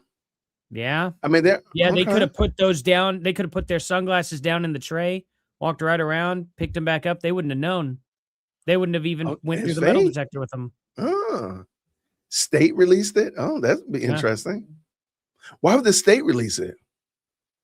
Did the state actually release it? Well, that would be That would be interesting. something to find, really.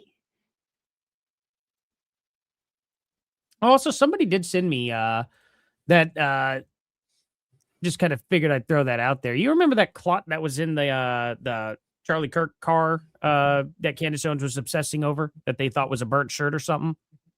Someone brought up that they could have been these they apparently in rental cars they put down these brown paper floor mats, and that explains why it's all crumpled up and then bloody and stuff. So I thought that was interesting, and it just looks like straight up sheets of brown paper, just like the brown paper bag in there. Okay, and I am the, as it relates to Candace and her evidence, Arty, I am the consummate contrarian. I'm just going to be a contrarian. Oh yeah, prove to me that that's the rental car that he was in. Yeah, exactly. Because I said, hey, that is a it good could point. look. I believe it is a SUV of a soccer mom who picked up her kids who were playing soccer here in this Georgia red clay, and that's what's all in the backseat of that car. Prove me wrong. Yeah, that is true. I have no reason. I don't believe anything that she shows. Everything she shows, I make fun of it. She could show up there that Jason is the best person in the world. I'm still going to doubt it, even though I'm Jason. I'm still going to doubt it. There's no reason to. I don't believe anything she puts up. Why do you believe her? Why? Yeah, it's it is a good point. I did not see any chain of custody for the photos that she showed. So there is that. I have no reason to believe it. Elizabeth Lane is a young lady that was interviewing Candace and talked about how Charlie came to her in a dream, and Candace looked visibly angry when the woman was telling the story about how Charlie came to her in a dream, and she was looking like, "No, that's my Charlie." Like she looked crazy. That young lady right there. That was absolutely crazy. Watching her lose her mind. Yeah. Oh man, it's like you all don't see it. Like she's actually just getting mad. She's getting incredibly mad over Erica saying "my Charlie," and nobody sees that on her side. It's crazy. Let me back it up. They see it, but Candace has created a narrative that you are righteous and you are. Before you came on, I was reading an article about Anthony Fauci, and Anthony Fauci is a professed Catholic, but he talks about the fact that he doesn't practice, he doesn't go to church, anything of that nature. He felt like his good deeds and his moral ethics are enough to keep him on the right track. That's what he says. He says that in an article. Let me pull that in just in case people think I made that up. Why are they think I'm just Catholic? being mean to the Fauci.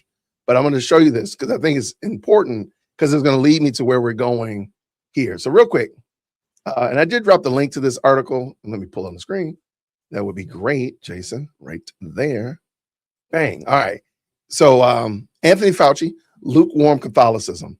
And he's talking about just his Catholic faith. And he makes a sentence right here I think really stands out. And it says this: first of all, I think my own personal ethics in life are, I think, enough to keep me going on the right path. Now, I bring that up because I truly believe that statement right there is Mhm. what Candace has sold her audience. Yeah, I guess so. I You mean, know it what? seems very accurate. I'm a terrible person.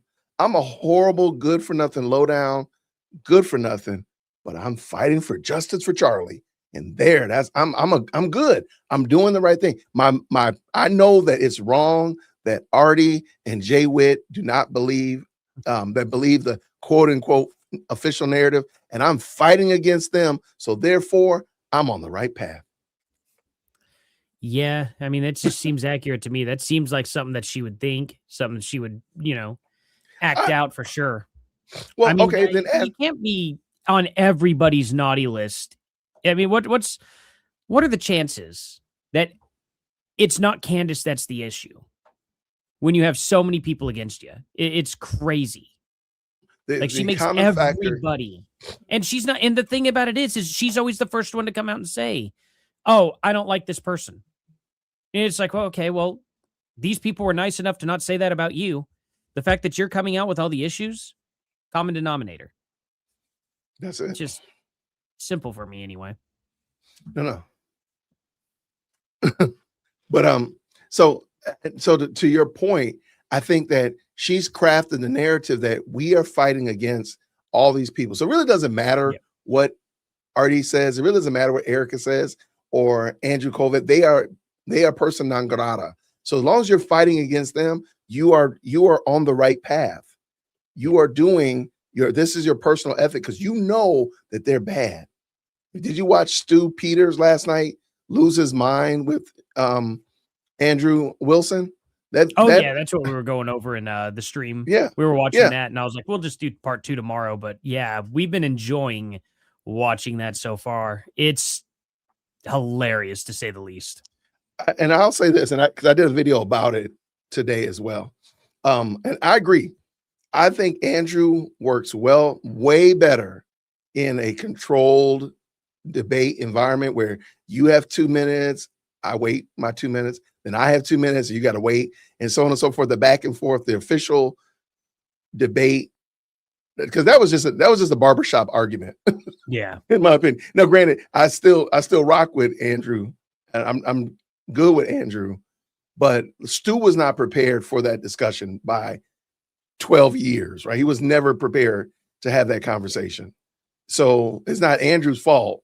It's and I also think Sneeko was not prepared to moderate something of this caliber where these two are going to be at each other's throats. Like, you need to mute that, my dude. Mute that. Mute that, man. Sneeko, he was about, oh man. I mean, he couldn't have moderated a 5th grade test.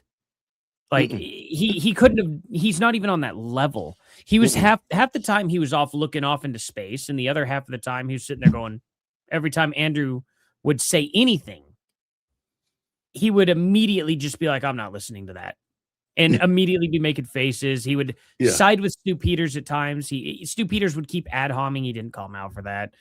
He would cut Andrew off so quick. It was really, really pathetic to watch. But unfortunately, those are the only people willing to debate, and they are the dumbest ones out of the bunch. I mean, well, no, I'm right there with wild. You. Yeah, I say barbershop because that's, back alley. It was just a discussion, an argument. It wasn't. There was no decorum. There was no. Again, I think Andrew did a great job of presenting what he wanted to talk about and addressing what he wanted to talk about. He even said, hey, "Okay, let's go question for question." Arty asked, or minute for minute. I think then he just broke down. Let's just go question for question. Like, but he still wouldn't. He still could not get in there because Stu is not prepared for this. Stu is not on that level. Exactly. I mean, he's on the grade school playground level, the barbershop level, if you will. Shout out to the barbershops. I mean, pretty much. He wouldn't answer a single question. He wouldn't refute anything that Andrew would send his way. And then he kept shifting the blame, saying that we need to back all the claims that Erica Kirk made. I was like, we're individuals. What claims that Erica made? He said that Erica Kirk claimed that Tyler Robinson was guilty. And she actually Okay, never so made that claim. so this is a very interesting argument, and I brought this up on my show last week. One of the and maybe you don't know this, maybe it might let me know if this makes sense to you. Yeah. Okay, here in the United States, the presumption is that you are innocent until proven guilty. Yes. Okay, so let's just say Arty is being accused of stealing my pet gerbil. Mhm. Now, I don't know if in fact Arty has stole my pet gerbil, but I know that you're involved with it. The police have arrested you and you're on trial for stealing my pet gerbil. Yeah. And that broke my heart, man. I really love my pet gerbil. And so, you know what I say? Hey, you know what? I'm gonna let bygones be bygones. I forgive Arty, or I'm sorry, I forgive the man that stole my pet gerbil. Mhm. And I'm gonna go on about my life. And I want you to get justice because I want justice for my little pet gerbil. But I'm not saying that you're not guilty. I'm just saying that I have forgiven you for any role that you play. Maybe you were the getaway driver. Maybe you're the one that actually accosted the gerbil out of my house. Maybe the one that kicked open my door. I don't know. But I know that you were involved in it, and that's why the police have you arrested. So I just forgive the man involved in the stealing of my pet gerbil. That's not saying that you're guilty. Absolutely. There's a guy in my comment section last week. As a matter of fact, there's a video of a guy that allegedly worked for TPUSA that said that it was evil that Erica Kirk forgave. She said Tyler Robinson, but the person said Tyler Robinson, but she actually said the man that was responsible for my husband's death. But I digress. It was actually evil because we don't know that he actually did it. Yeah. So if this case goes on for 2 years, she was supposed to not have a word of forgiveness or moving on until the trial was over and it was found that Tyler Robinson was actually guilty, or Arty really did steal my pet gerbil. Put some gerbils in the chat. He really did steal my pet gerbil. Then and only then can I forgive you because you've been found guilty of playing a role in the deletion of Charlie Kirk or the stealing of my pet gerbil. Right. That is some crazy. So now back to where we are. That's what Stu Peters was saying yesterday. Yes. So I don't know if they've been I don't know if they smoked this copium. I don't know where they're getting these talking points from. Because again, I got a guy in my comment section and I have a video of somebody talking like that, where it says that it's evil as me as a Christian extending forgiveness to Arty for stealing my pet gerbil. Yeah. That's crazy work. It's a ridiculous argument. It's ludicrous. The opposite of innocent until proven guilty logic, to be honest. Right. And they don't even understand that. But no. But even in that, even in innocent until proven guilty, even though the law says Tyler Robinson is innocent until proven guilty, yeah. Arty, I can read your mind. Mm-hmm. You believe he's guilty. Right. In Arty's mind. Guess what, Arty? You can read my mind too. I believe he's guilty. That doesn't change anything. Exactly. Me believing that he's guilty, you believing that he's guilty, and if the trial goes all the way through and he's found innocent, I'll be like, okay, well, he didn't do it. Exactly. He didn't do it. Now, they get out on a technicality, that's a whole nother deal. That's a whole nother deal. But we've never ever complained about Candace Owens' beliefs either, and that's the funny thing about it. They're coming out and saying, well, Erica Kirk shouldn't even be allowed to believe that he's the one guilty. And it's like, well, why not? She said she believed it. That should be fine still. You believe he's not guilty, Candace. Nobody's coming after you for that. But see, crazy logic. So there's something here also, and the very last thing that I'll bring this video in. Something else I noticed is that people think that because Erica thinks something, she is the avatar. Shout out to people that were talking about avatar earlier. She's the avatar for everything. So if Erica forgives him, then that means that the state should have forgiven him. I actually have read somebody say that. Since Erica forgave him, the state should have forgiven him. And he shouldn't even be on trial because Erica forgave him, which is crazy work. Or Erica's asking these questions, or Erica is doing this. Like, where are you getting this from? Erica, it doesn't make sense. But they need somebody, they need to put a face to their crusade. They have to put a face to what they're trying to do. And the best thing to do is make it a complete opposite of Candace Owens, aka Erica Kirk. That's why they keep going after her. Absolutely. So that is it. All right, I haven't watched all this video, so we're gonna watch it together. This guy, I think his name is Mark Herman, and he's on the Things in My Common thinking podcast. with doing any Oh, Hold on, it's called the Things a lot in common. I'm sorry, a lot in common. You can find them on YouTube. You don't have to drop the link in the chat, moderators. I want to hear what you think about this. So if y'all don't mind, yeah. green hearts in the chat when you can hear people. Let's go. My thinking with doing anything other than a gunshot, whether it be a attack drone or like special top secret drone or an exploding microphone or an electrocuting microphone, if you're going to do this operation that cannot fail and the narrative is going to be that he was shot, why not just shoot him? Like, why go through all of it's easy to have a patsy. They've done it tons and tons of times before. You have a patsy as your assassin and, oh no, they died before trial, or, many, many, many such cases of that. But when you have a complicated plan like that, where you're firing a gun at the exact precise time so that the recorded audio signature, the delay between the crack and the thud times out to the proper distance for where the shot is supposed to come from, while simultaneously triggering some other device to actually kill Charlie, it's so much easier, and there's so many fewer potential points of failure to just fire a gunshot. And so that's kind of the lens that I look at all these different theories through first. Mm-hmm. If there's something that makes more sense, I'll dig deeper into it. But I'm not entirely buying that. All right. So, and this is one of her former producers. So, what did you think about that? Yeah, that was a former producer of Candace, you said? That is correct. He used to work with her on Daily Wire, and apparently did some work with her in her more since she left the Daily Wire. I was just keeping up. I was trying to catch up on his bio before I came on the show. Yeah, it's it's obvious to me. Apparently, well, I don't know what else. I wish I knew more about what was going on behind the scenes there. I'm sure there's still stuff that they can't even talk about. This guy obviously was able to come out. I doubt he was probably under I'm sure he was probably under some NDA. So, the fact that we can verify that he worked for Candace and he's coming out and saying this, it's not all too surprising, but I think she's just going to write him off and be like, well, this is when we were with the Daily Wire. So. And so my observation was, I noticed that he's not saying anything damning about her. He's saying something about the exploding microphone theory. And by the way, Candace has abandoned said microphone theory. So she's kind of gone back to now the shot. It just wasn't. Now she's alleging that the 30-06 would took your shoulder off or something ridiculous that she's come up with, because she's a gun expert.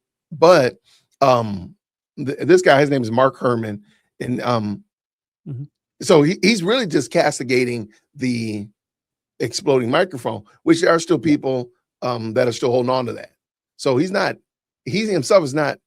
She's already isolated herself from that, or separated herself rather from the exploding microphone. So him speaking against the exploding microphone is kind of like you speaking about, the gym shoes that you threw away 2 weeks ago because you bought some new ones. So you're not worried about those old gym shoes anymore. You separated yourself from them.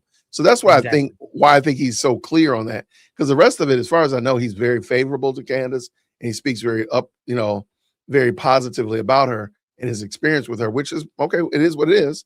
Then that's just the experience that you have. So I can't tell you that you had a different experience, but that's just that.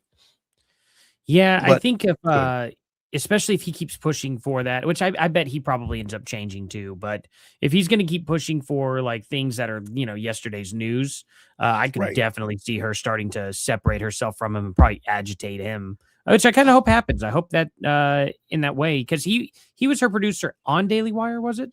Okay, so let me pull in here. Because I don't want to give too much credence to the actual podcasters. I know that sounds bad, but I don't want to give them too much shine in that regard. Let me pull in. Here, I'll just do it. I did have a poll question, Arty, about you and I, about you and our interaction today. I'm gonna show you that video, that picture in a second. Oh, okay. Yeah, sure thing. Let me. Heck yeah. Bang, bang. Okay. So again, the podcast is called A Lot in Common Podcast.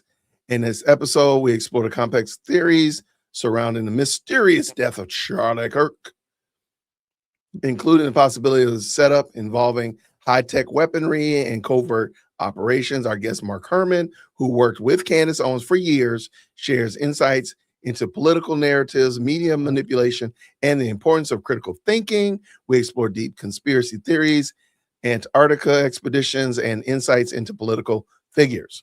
All right, so Dang, I did not expect Antarctica expeditions to be a part of that list. I did not see Antarctica in the chat. I did not see that in my bingo board, but here we are nonetheless. So exactly. I thought, no, they have a very nice setup for only having 5,000 subscribers. That's kind of wild. That's a pretty good looking background and everything for them. Let me see. Let me see. Good for them. Yeah, good on them. Let's see real quick. Yeah. There's a couple of podcasters. It's funny because you have a green screen.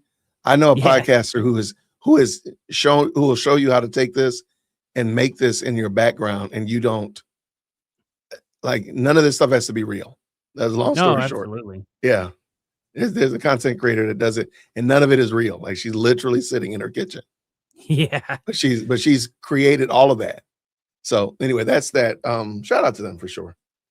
Absolutely. All right. So all right, we're gonna take a little detour off topic. So I put the question out. The poll question on my channel was, who do you like more? Let me make sure I got the poll question right, because I might forgot exactly how I framed it.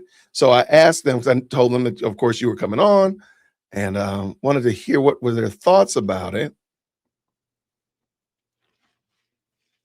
All right. So let me pull this in. You still use OBS, am I correct? Or what do you I use? am still using OBS, yeah. Okay. Unfortunately. Right, I need to switch over at some point. Hey man, I'm telling you. So I said, what would you rather see? I said, would you rather see Arty as a chrome dome or Jay Witt with luscious locks? Heck yeah. All right. Well, needless to say, I lost.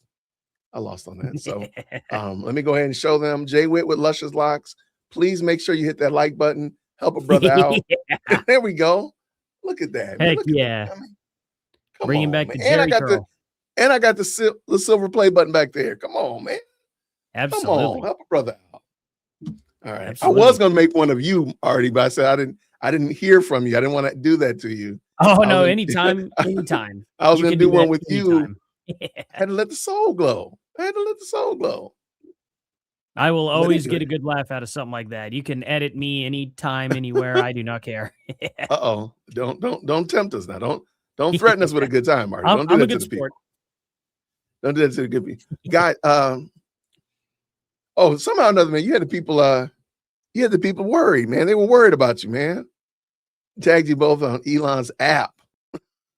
So they were worried about us, man. They were like, where's Arty? Ami feels sorry like about that, back with guys. another. Oh gosh, what did Ami do? Have you seen Ami lately?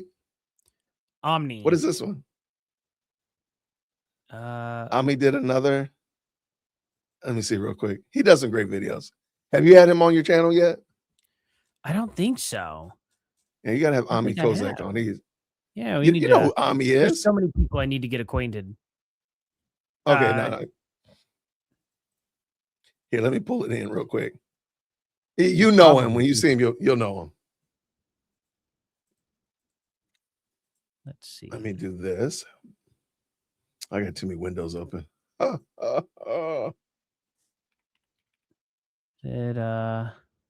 we go. I don't know why every time I see Omni, it's like it brings up Destiny, and it's just like, oh god. AMI. Oh, AMI. Yeah. Okay. All right. Green hearts in the chat when you can hear my good people. Oh, is this the dude that makes the Yes, funny I'd like to return this. videos? Yes. Return that. Yeah. Bought Okay. here. See, I told you once you see him, you're gonna know him. Yeah. Great guy. I know exactly. Great who this content is. creator. Here we go. Hi, ma'am. Something I can help you with? Yes, I'd like to return this. I'd like to return that that I bought here. I'd like to return that. Okay, sure. Happy to help you with that. Did you bring the receipts? Yes, I did come with receipts. I brought them. Okay, let me see. Thank you. Ma'am, what is this? What's the problem? You need to bring receipts. This is just a napkin with a booger on it. You're saying that that's a napkin with a bugar. You're saying that. I don't know why you'd say that. Because I can see it. This is a napkin. Something doesn't add up. Do you have actual receipts? But I will be bringing receipts, and I have more next week because we're getting close. You guys, Ma'am. you guys, we're getting so close, and I have a source very close to people at Trading Point USA who has proof they will be bringing receipts, more receipts next week, and I can assure you that I will be back with those. So come back next week. In the meantime, I don't really understand why you're afraid to just use this napkin with a bugar. What? Are you afraid of the DNA? Ma'am, please take your items and come back when you have actual receipts, okay? So you're saying I can't get refunderized? You refuse to Refunderized. give me refunderation. For a refund, you'll need receipts. Very interesting. That's the Ralph Lauren policy, ma'am. Ralph Lauren. Well, if you dig deeper, you come to find out that Ralph Lauren's real name is, you guessed it, Ralph Lifshitz. Ralph Lifshitz, who's a Frankist, okay?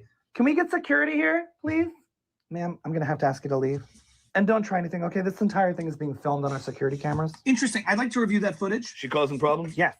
Come back when you have receipts. Hi, ma'am. Shout out to Something I Ami. can help you with? Yes. That guy's awesome. See, he's hilarious. I absolutely love him. Great content. Yeah, I mean, can you imagine her taking something back? It's I've gotta be never crazy. seen her take anything. Well, I think I've seen her do it one time, maybe, and it was actually more recently. Okay. But I've never seen Candace walk anything back, really. Nothing major. I mean, she's been caught red-handed with the social autopsy and all that, and she still refused to apologize for that. So, Absolutely. yeah, she's And- not and- taking anything back. No. And even worse than that, her audience doesn't require that she does. Exactly. Our audience will not say, hey, by the way, you were wrong about this, and you need to fix that. Again, Egyptian plane flight data still MIA to this day. Absolutely. Still missing. Well, of course, we can talk about tons of other things, but I mean, where's your Egyptian plane data?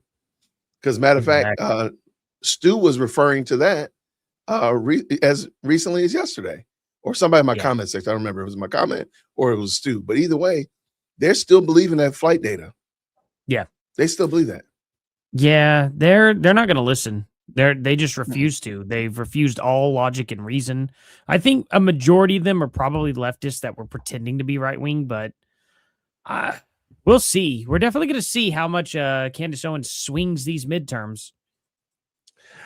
I don't think she has the power to, and it might be me trying to be optimistic in that regard. I don't think she has the power to. I think the problem is the humiliation factor. It's not Candace, it's the compounded humiliation of somebody calls it the snicker factor, where people are snicking at you like, oh, I can't believe you did that. Oh, like the shame aspect of it. So if enough people can push past that, then I believe we'll be fine. But I mean, we're gonna see what happens for sure. Absolutely. I think we got a good taste of it with the Massey election. And I think they were in denial and they're like, well, this was just a really quick situation to happen. I think she's going to be very surprised during the midterms that it's not going to do as bad as she expected. Correct. That I agree with 100%. And I'll go as far as say I want it to be way better than she expect. Like way better than we expect. I want to be way better. I hope so. I certainly hope so. So no, I'm with you, right? 100%. All right. What other things you got going on your channel, Arty? The rest of the week or anything? We're almost at the end of the month. You got anything planned for next month, August? Nothing too crazy. Kind of gonna, I don't know. I think I'm gonna start doing a little bit of a fun Saturday stream for the most part. That's kind of a new thing where I'm gonna create a little Candace Owens character in a video game and we're gonna save the world. Something really silly like that or something. I don't know. Wait, I need information here. I need intel. So wait, you create video games? Oh, no. It's just a character inside of a video game, you know. I got you. Yeah. But we're just going to have a little bit of fun. It's going to be Final Fantasy 14. and I'm gonna play it with a buddy for the most part that I do another channel with. We just have a few beers and play some video games and talk crap. I mean, it's I really love about it. it. But I yeah, love it. I love we're gonna bring it here to the channel and just see what goes on. That's really the only new thing. Otherwise, we just stream some Candace stuff and talk about socialism and socialism. the evils of communism and socialism and the Hassan Pikers and other silly people Right, and right. Tucker Carlson and all those other goofy goobers. And there's quite a few of them. Oh yeah. But Okay, I'm looking at I'm trying to see if there was any other video clips we could bring in before we get ready. I'm still laughing about this whole military crawl thing. Like just the fact that her audience, and I've said this before, Candace has Dunning-Kruger effect. And Dunning-Kruger is when you really just don't know enough to know that you don't know anything. And you kind of like think you're somebody. Just to say that this is a military crawl, as if that's something special or different than anybody else could do. Like, oh, you couldn't do that yourself. You had to be trained to do that. And then for Gary to show like probably a 1-year-old sub 2-year-old crawling like that. Like, that was come a on, man. fantastic clip. Like, what are you doing? Like, but the fact that they're still so gullible to get hornswoggled by something as basic as that has got to be telling. At what point do they realize like you're being played? And I think they're deceived and they're being deceived. Like Candace is lying to her audience and they like being lied to. So it is wild looking at. I'm looking at the military crawl. Like, what in the world? It's hilarious. I enjoyed that this morning for sure. Apparently, you have to be specially trained to crawl like a little baby. It's what a wild claim. I think it just goes to show that Candace Owens has never once played rough in her life, and probably has had a pretty easy going the vast majority of her life. I would say the fact that she wouldn't even come to that conclusion herself, or she's just lying. Well, I totally believe that she has a disdain for the military. So she just doesn't like the military. So for whatever reason, whatever they come up with, if she can disparage it, she's going to do that. She just hates them. Well, that's why I think she's a part of a movement to ruin this country, disenfranchise people to, not join the military, keep morale low, keep this country's morale low in general. That's what China wants. That's what the communists want. All right, real quick, I'm gonna pull in a video from Gary. He's looking at this poor woman. She can get her arm dislocated with a 30-06. Pay attention, ladies and gentlemen.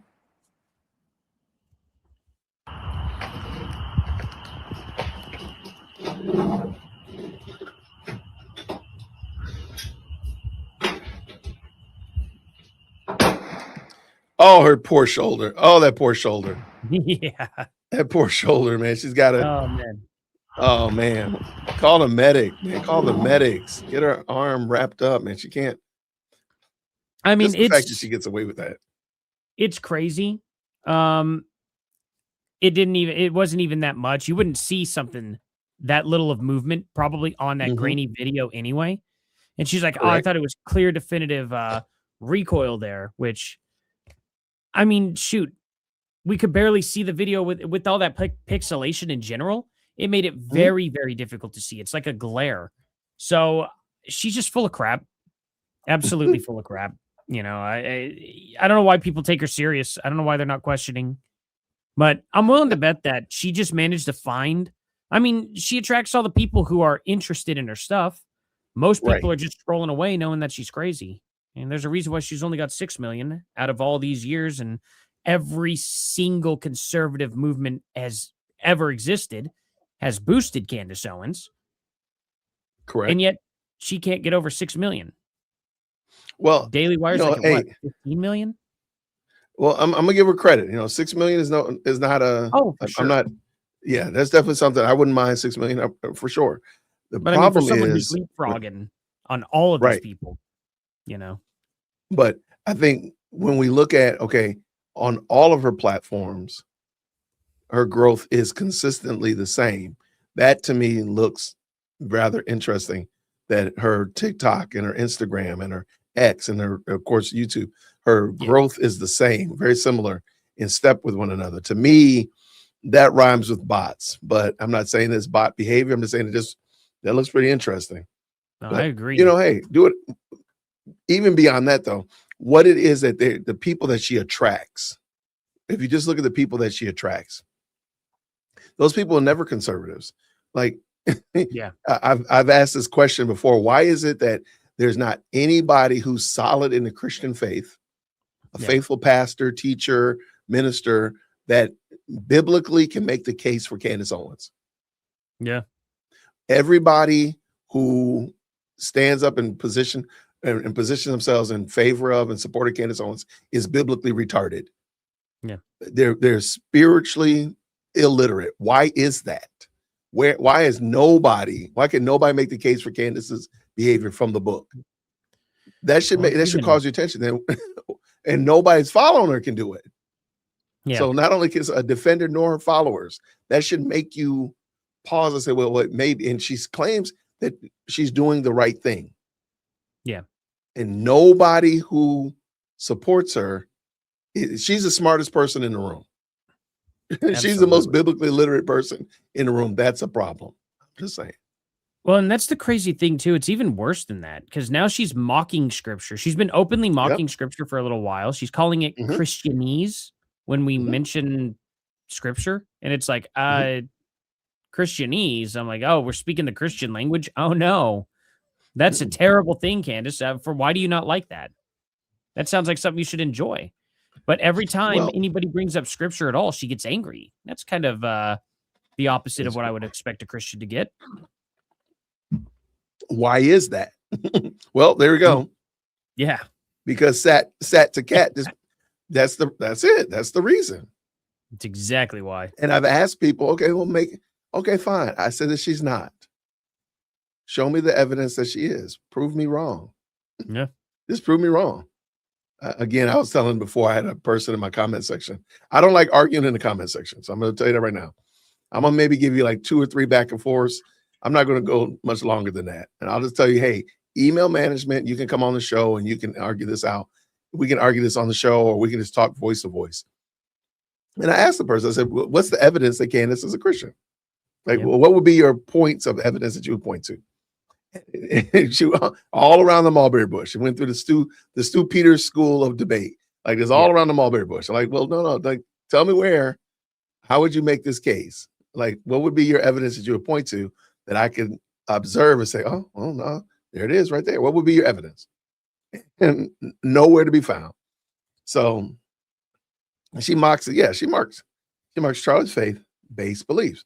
And it's just very interesting. I think, and her audience is never going to hold her account to that. That's the part that gets, if her audience would hold her account to that, it would be a glorious thing, but they're not, because they themselves don't care. Exactly. They really don't care. They just want to see something burn. They're here for the fireworks. They're not here to learn anything, become better people, anything of that nature. They're here to cause chaos. And that's what she does.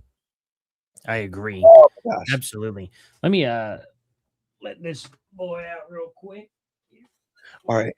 He was trying to get some food, and so yeah. He's trying to snatch my food there. Oh, don't snatch the food. But now he needs to come on out and stretch his legs. What are you doing? What do you want? Nope. It's your dog, or it's a dog. Yeah. Gotcha. All right, real quick. I'm gonna pull in Milk Bar. I'm not gonna keep you too long. Let's see what Milk Bar had to say. What did Nathan say? All right, you guys. I know that I say that every episode is going to be explosive, and I guess we should just start with one of many explosive discoveries. It's going to explode, and there's going to be so many revelations about how this world really works. Explosive story that I have for you today. Some other explosive things that we have found out. One more thing rather explosively. Some explosive things that we will be revealing tomorrow. It will shake the foundations of the world. I believe it. You believe it. We all believe it. Even more explosive revelations for you. Actually, some explosive revelations. But here's some explosive news tomorrow. We will have more explosive information and revelations. And we are going Always to have tomorrow. some explosive stuff for you on Wednesday. The This thing about is the Egyptian amazing. plane is so explosive. I don't know what to say other than it's positively explosive. I have so many Positively explosive explosive. revelations. We have some more explosive revelations. This is bigger than we could have ever imagined. This explosive discovery. Get ready. We have an explosive episode because it's pretty explosive episode because obviously that's very explosive. I mentioned Fort Huachuca on my show, and apparently the world exploded and imploded at the exact same time. The explosive episode, even nothing. more explosive information. Nothing. Unbelievably explosive. Two revelation forces happened. that cancel There was each a other rather out. explosive lead, but it's potentially explosive. And you know what? This information is pretty explosive. I've got some unbelievably explosive news, rather explosive bits of news to share. Actually, something that is explosive. It's massive. That's rather explosive. That is rather explosive. I do now have an explosive tidbit, but the information is explosive. Something is about to explode. I think the interview is going to be explosive and it's going to change some lives. Brings us to a rather explosive piece. Explosive. It's not. It's not explosive. Well, like I said, should not say explosive. It's not explosive. This is It is not unbelievable. Milk Bar he's a gem. I'm so glad he's going to get vindicated, but with those Tates, I cannot wait. I cannot wait either. It's crazy that they thought they'd even get away with suing him. I hope when they go back to Romania that it just instantly gets dropped at that point because they can't even be present for that suit anyway. But we'll see what happens. That is hilarious though. So apparently there's a picture of somebody that looks like Tyler Robinson with really? a pretty gnarly looking piece of machinery here.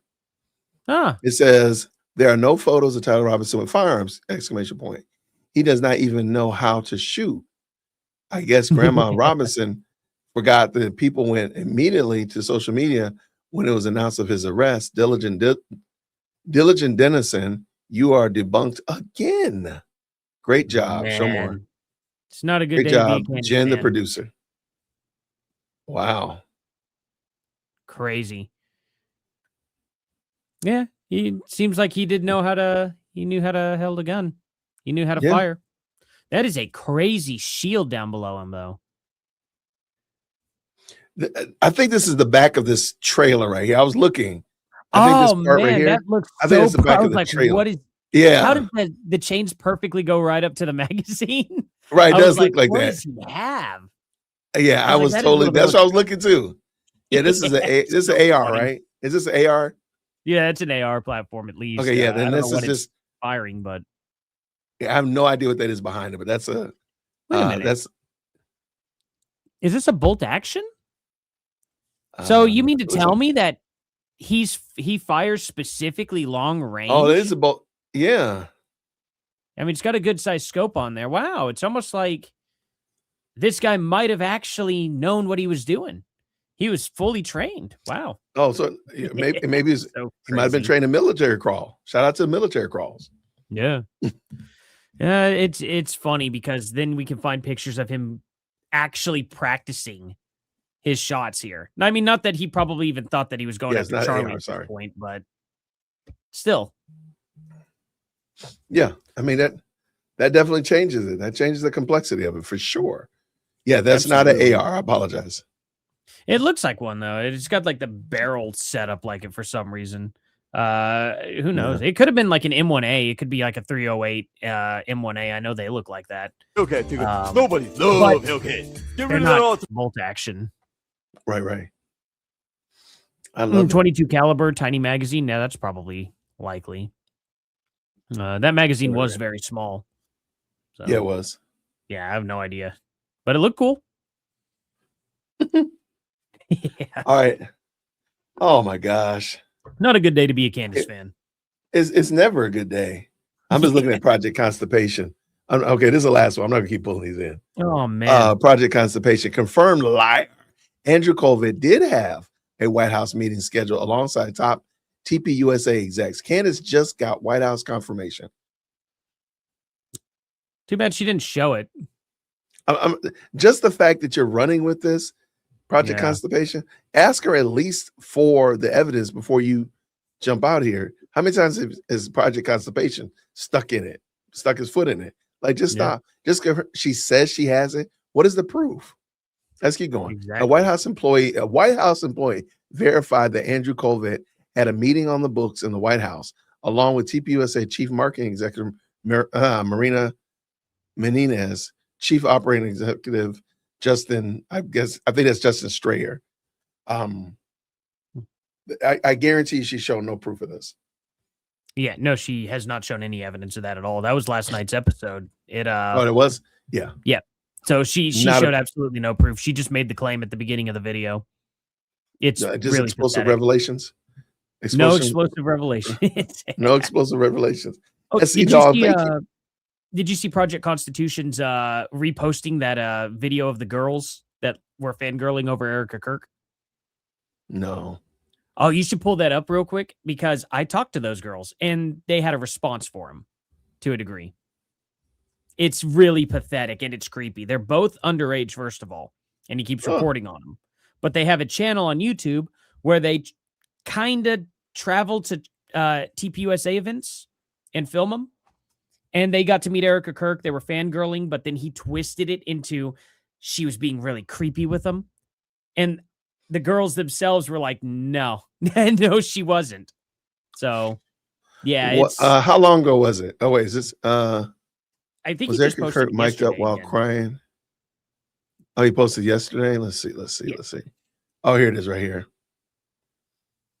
It's like 10 minutes long. Yeah, I think so. Yeah, okay. And you could see my tweet of the image of what they said kind of below. Because I messaged, or no, I didn't message them. I Oh my gosh. commented on their channel. But they saw the video, and they don't like him too much, I don't think. It's pretty wild. I don't think his mom likes him, man. I'll be honest with you. His own mom looks at him and like Because he won't disgust. get out. Yeah, here we go. All right, so let me drop the link for this. Y'all can check it out. Let me real quick say thank you to SC Dog. I'm gonna drop it in. I'll look at it real quick. All right, SC Dog says this: if that was a legit military crawl that Candace showed on the video, Jason will eat his hat. Well, hey, hold on now. Hold on. I got a lot of hats over here. Yeah, I'm like, what is that? How is that a military crawl? What is that? But even more than that, like, Yeah. the fact that she sees something and attaches some kind of modifier to it, like as to make it worse, to make it stand out, is Yeah. crazy work. Let me pull this in. Let's check My out. dog does that to my carpet all the time. Oh, that's It's not different. very tactical. No, that's not tactical at all. Yeah. Erica Kirk busted again, acting inappropriately again with minors. She has Yeah. no boundaries. 2 high school girls from Turning Point's Club America program just told their story about meeting Erica Kirk at the grand opening of the new Las Vegas headquarters. Mikey McCoy spotted them near the food trucks and brought them over to meet her. Oh, we need to add some sound effects. Some dun dun Well, dun. You want to hear a qualifier about this too? Yeah, go He ahead. already covered this like 2 months ago. And then he titles this breaking news and then shows it again, but acted like this just happened. And he has already covered this on his channel and got debunked then. So yeah, it's really bad. He's so What out happened? of things to talk about, he had to recycle this. Yeah, that's how bad it is. Erica Kirk is so bad that y'all got to lie on her. I remember a day when you didn't have to lie on your enemies. Yeah. Oh. Uh-oh. Hi, everyone. Come on, man. Did you hold it down there while we I was going? Did you hold it down while I was going? Did you tell some jokes? I thought we all just froze up. I was trying to expand the screen and dropped it. All right, I was trying to. There we go, Jason. Oh, okay, I see. I was trying to make it a little bit bigger. Aha! There we go. And now we can read it very nice and clear. What happened next was raising serious eyebrows. According to the girls, Erica immediately grabbed both of them and pulled them into an extremely tight, long bear hug. Both arms locked around them, squeezing hard. One of the girls said she was so shocked, her whole body started to shake and she began to cry. Erica just kept holding on. I would love for somebody to drop this into AI and tell me if this was written by AI.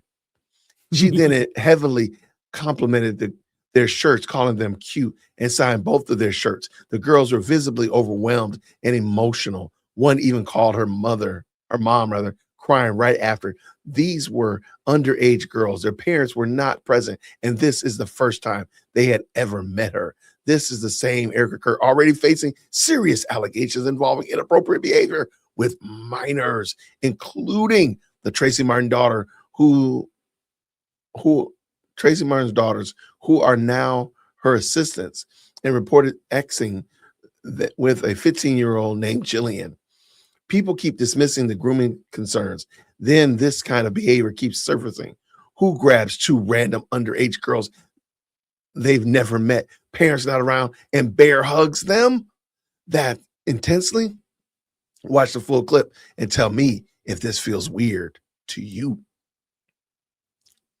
All right, let's go see what. Then he chops it up. He makes it slow, and look at how tiny his head is. By the way, look at that. She just grabs me, gives me. I was so shocked that like I had one arm wrapped around. She had both arms wrapped around me so tight, squeezing so tight. She just grabs me, gives me. I was so shocked that like I had one arm wrapped around. She had both arms wrapped around me so tight, squeezing so tight. I'm genuinely like just start crying. I just I start crying. My whole body is shaking. She's grasping me so hard because my whole body is shaking. My whole body is shaking. She's grasping me so hard because my whole body is shaking. Hey guys, it's me, Colin, Project Constitution. I got a great video for you guys today. So we all know Erica Kirk has previously been exposed for her I can see where this is going. Expect a blown up beanbag to just show up like that. Yeah, the that guy caught me so off guard. I wasn't prepared. Here, I'm just gonna read what you said right here. This is what they had to say. Shout out to Arty Trollz. He had a good conversation with these young ladies. I'm sorry for the flood of crazy people who are going to come here and act like you were all harmed by Erica Kirk. Hey, hi. We just watched your video and thank you so much for your kind words. It means so much, and especially right now. Thank you. Anytime. It's really weird what that dude did with your video. So I hope that doesn't invite weird people to your channel. Thank you all for stopping by. All right. Shout out to Arty Trollz. Absolutely. I don't want to watch Project Constitution. Yeah. I just can't. I can't watch them. I really can't. Not in good faith. Those girls' full video, though, it's on their channel. It has none of the slowed down garbage. They talk about how excited they were to meet Erica Kirk. They go into great detail about what they said to her and what she said to them and how inspired they were. And he cuts all of that out. And he makes it act like that they are sitting at a McDonald's terrified that Erica Kirk gave them a hug. Wow. It's unbelievable. And it's like, look, we should be going after some of Candace's weakest links because she constantly shows Project Constitution on her channel. This guy is red-handed manipulating everything. He has put so much false information out there about Erica, saying that she was on a date at a hotel that actually was closed, going and fabricating pictures with like AI or Photoshop, blacking out everything to make it look like she was being weird to her niece. I mean, we could just see that happening. And it's like, well, if Candace supports this guy and he's manipulating information so bad that it's obvious to plain idiots, then obviously Candace Owens is encouraging it. I don't know if it's obvious to plain idiots because her audience is plain idiots and they don't see it. True. So I don't know. We might have to, that might not be as plain as, but you know what would be a good video though, Arty? Oh, what's that? A great video, Project Constipation, would be of him doing a sit-up. I think that I could agree with that. That would be a baller video. That would be a video worth watching. I don't know Thank if his you so house much, could SC support that. You don't think what? I don't know if his house could support that. I think he needs to get on some solid ground. Yeah. It would definitely be a multiversal incursion for sure. He should just stop eating for a little while and then he can going to the gym or something like that. But I think it would be dangerous in his state. Yeah, he is being sued. That's a great. I don't understand. I don't understand the legal process. These people, they wild out, man. Like, I don't understand how they are still, after you get sued or you get a cease and desist and whatnot, you still keep wilding out. I don't get it. Yeah, he's a special case because everyone else getting a cease and desist, they may be able to feign like, ignorance or like, well, they protect themselves pretty well with how they speak. With Project Constitution, I don't see any way around it. I think he's screwed. I don't see any other way around it. No, I'm right there with you. I agree 100%. So I don't know what ends up happening, but I guess we'll see.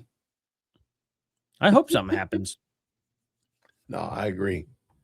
All right. Arty Trollz, my man. What else you got going? So you said tomorrow you're going to finish watching the Stu and Andrew video? Yeah, I think so. I think we'll do that.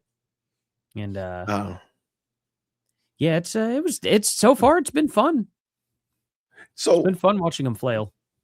Would you rather, let me ask you this question, with Andrew and Stu, would you rather watch Andrew have full-on debates, like normal debates, or what we saw yesterday, or that? What would you rather watch? So normally I would like it to be without the timer, but Stu Peters made it so impossible that the timer was necessary in that debate. But honestly, I don't know. When I watch Andrew debate, he usually does it really, really well without the timer, and they usually respect each other and know how to debate. This is the first dude I think I've seen him debate that genuinely had no idea how to debate whatsoever. Did you see his Zach one? Him with Zach and I've got Zach Castillo.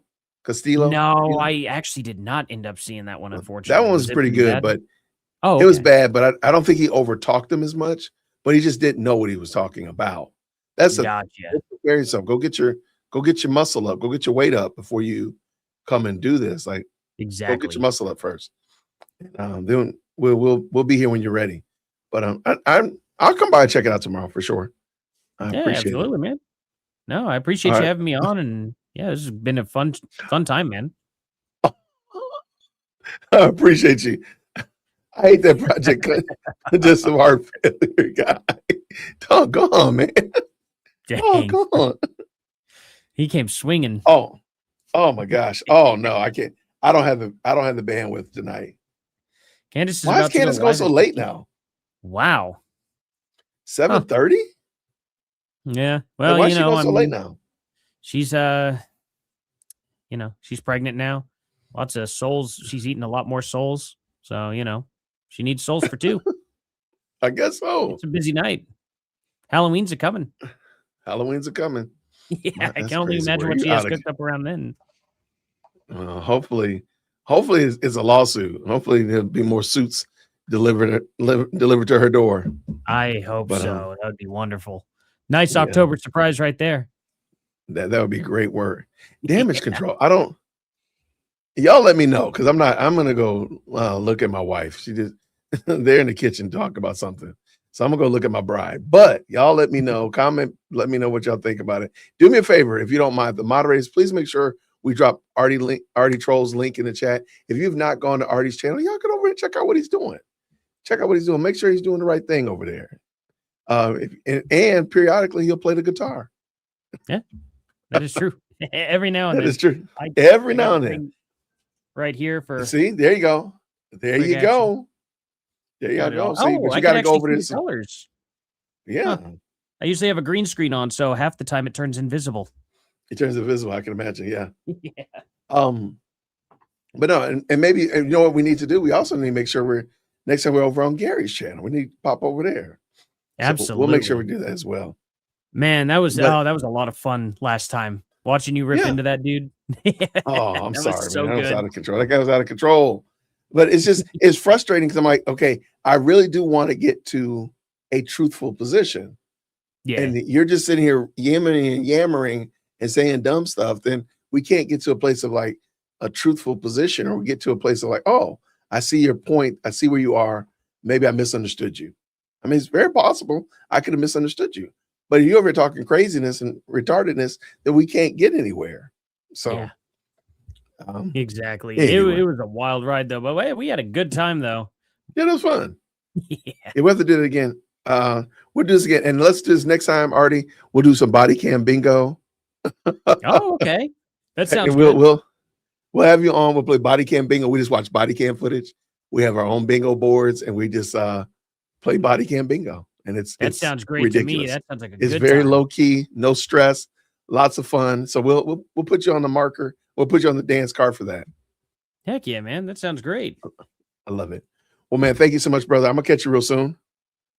Yes. Thank you, man. All right. I appreciate it. Hey, you got it, man. I'm gonna drop you back. I'm gonna say goodbye to everybody, and then we'll actually I think we have a longer outro tonight. Matter of fact, I do have a long outro.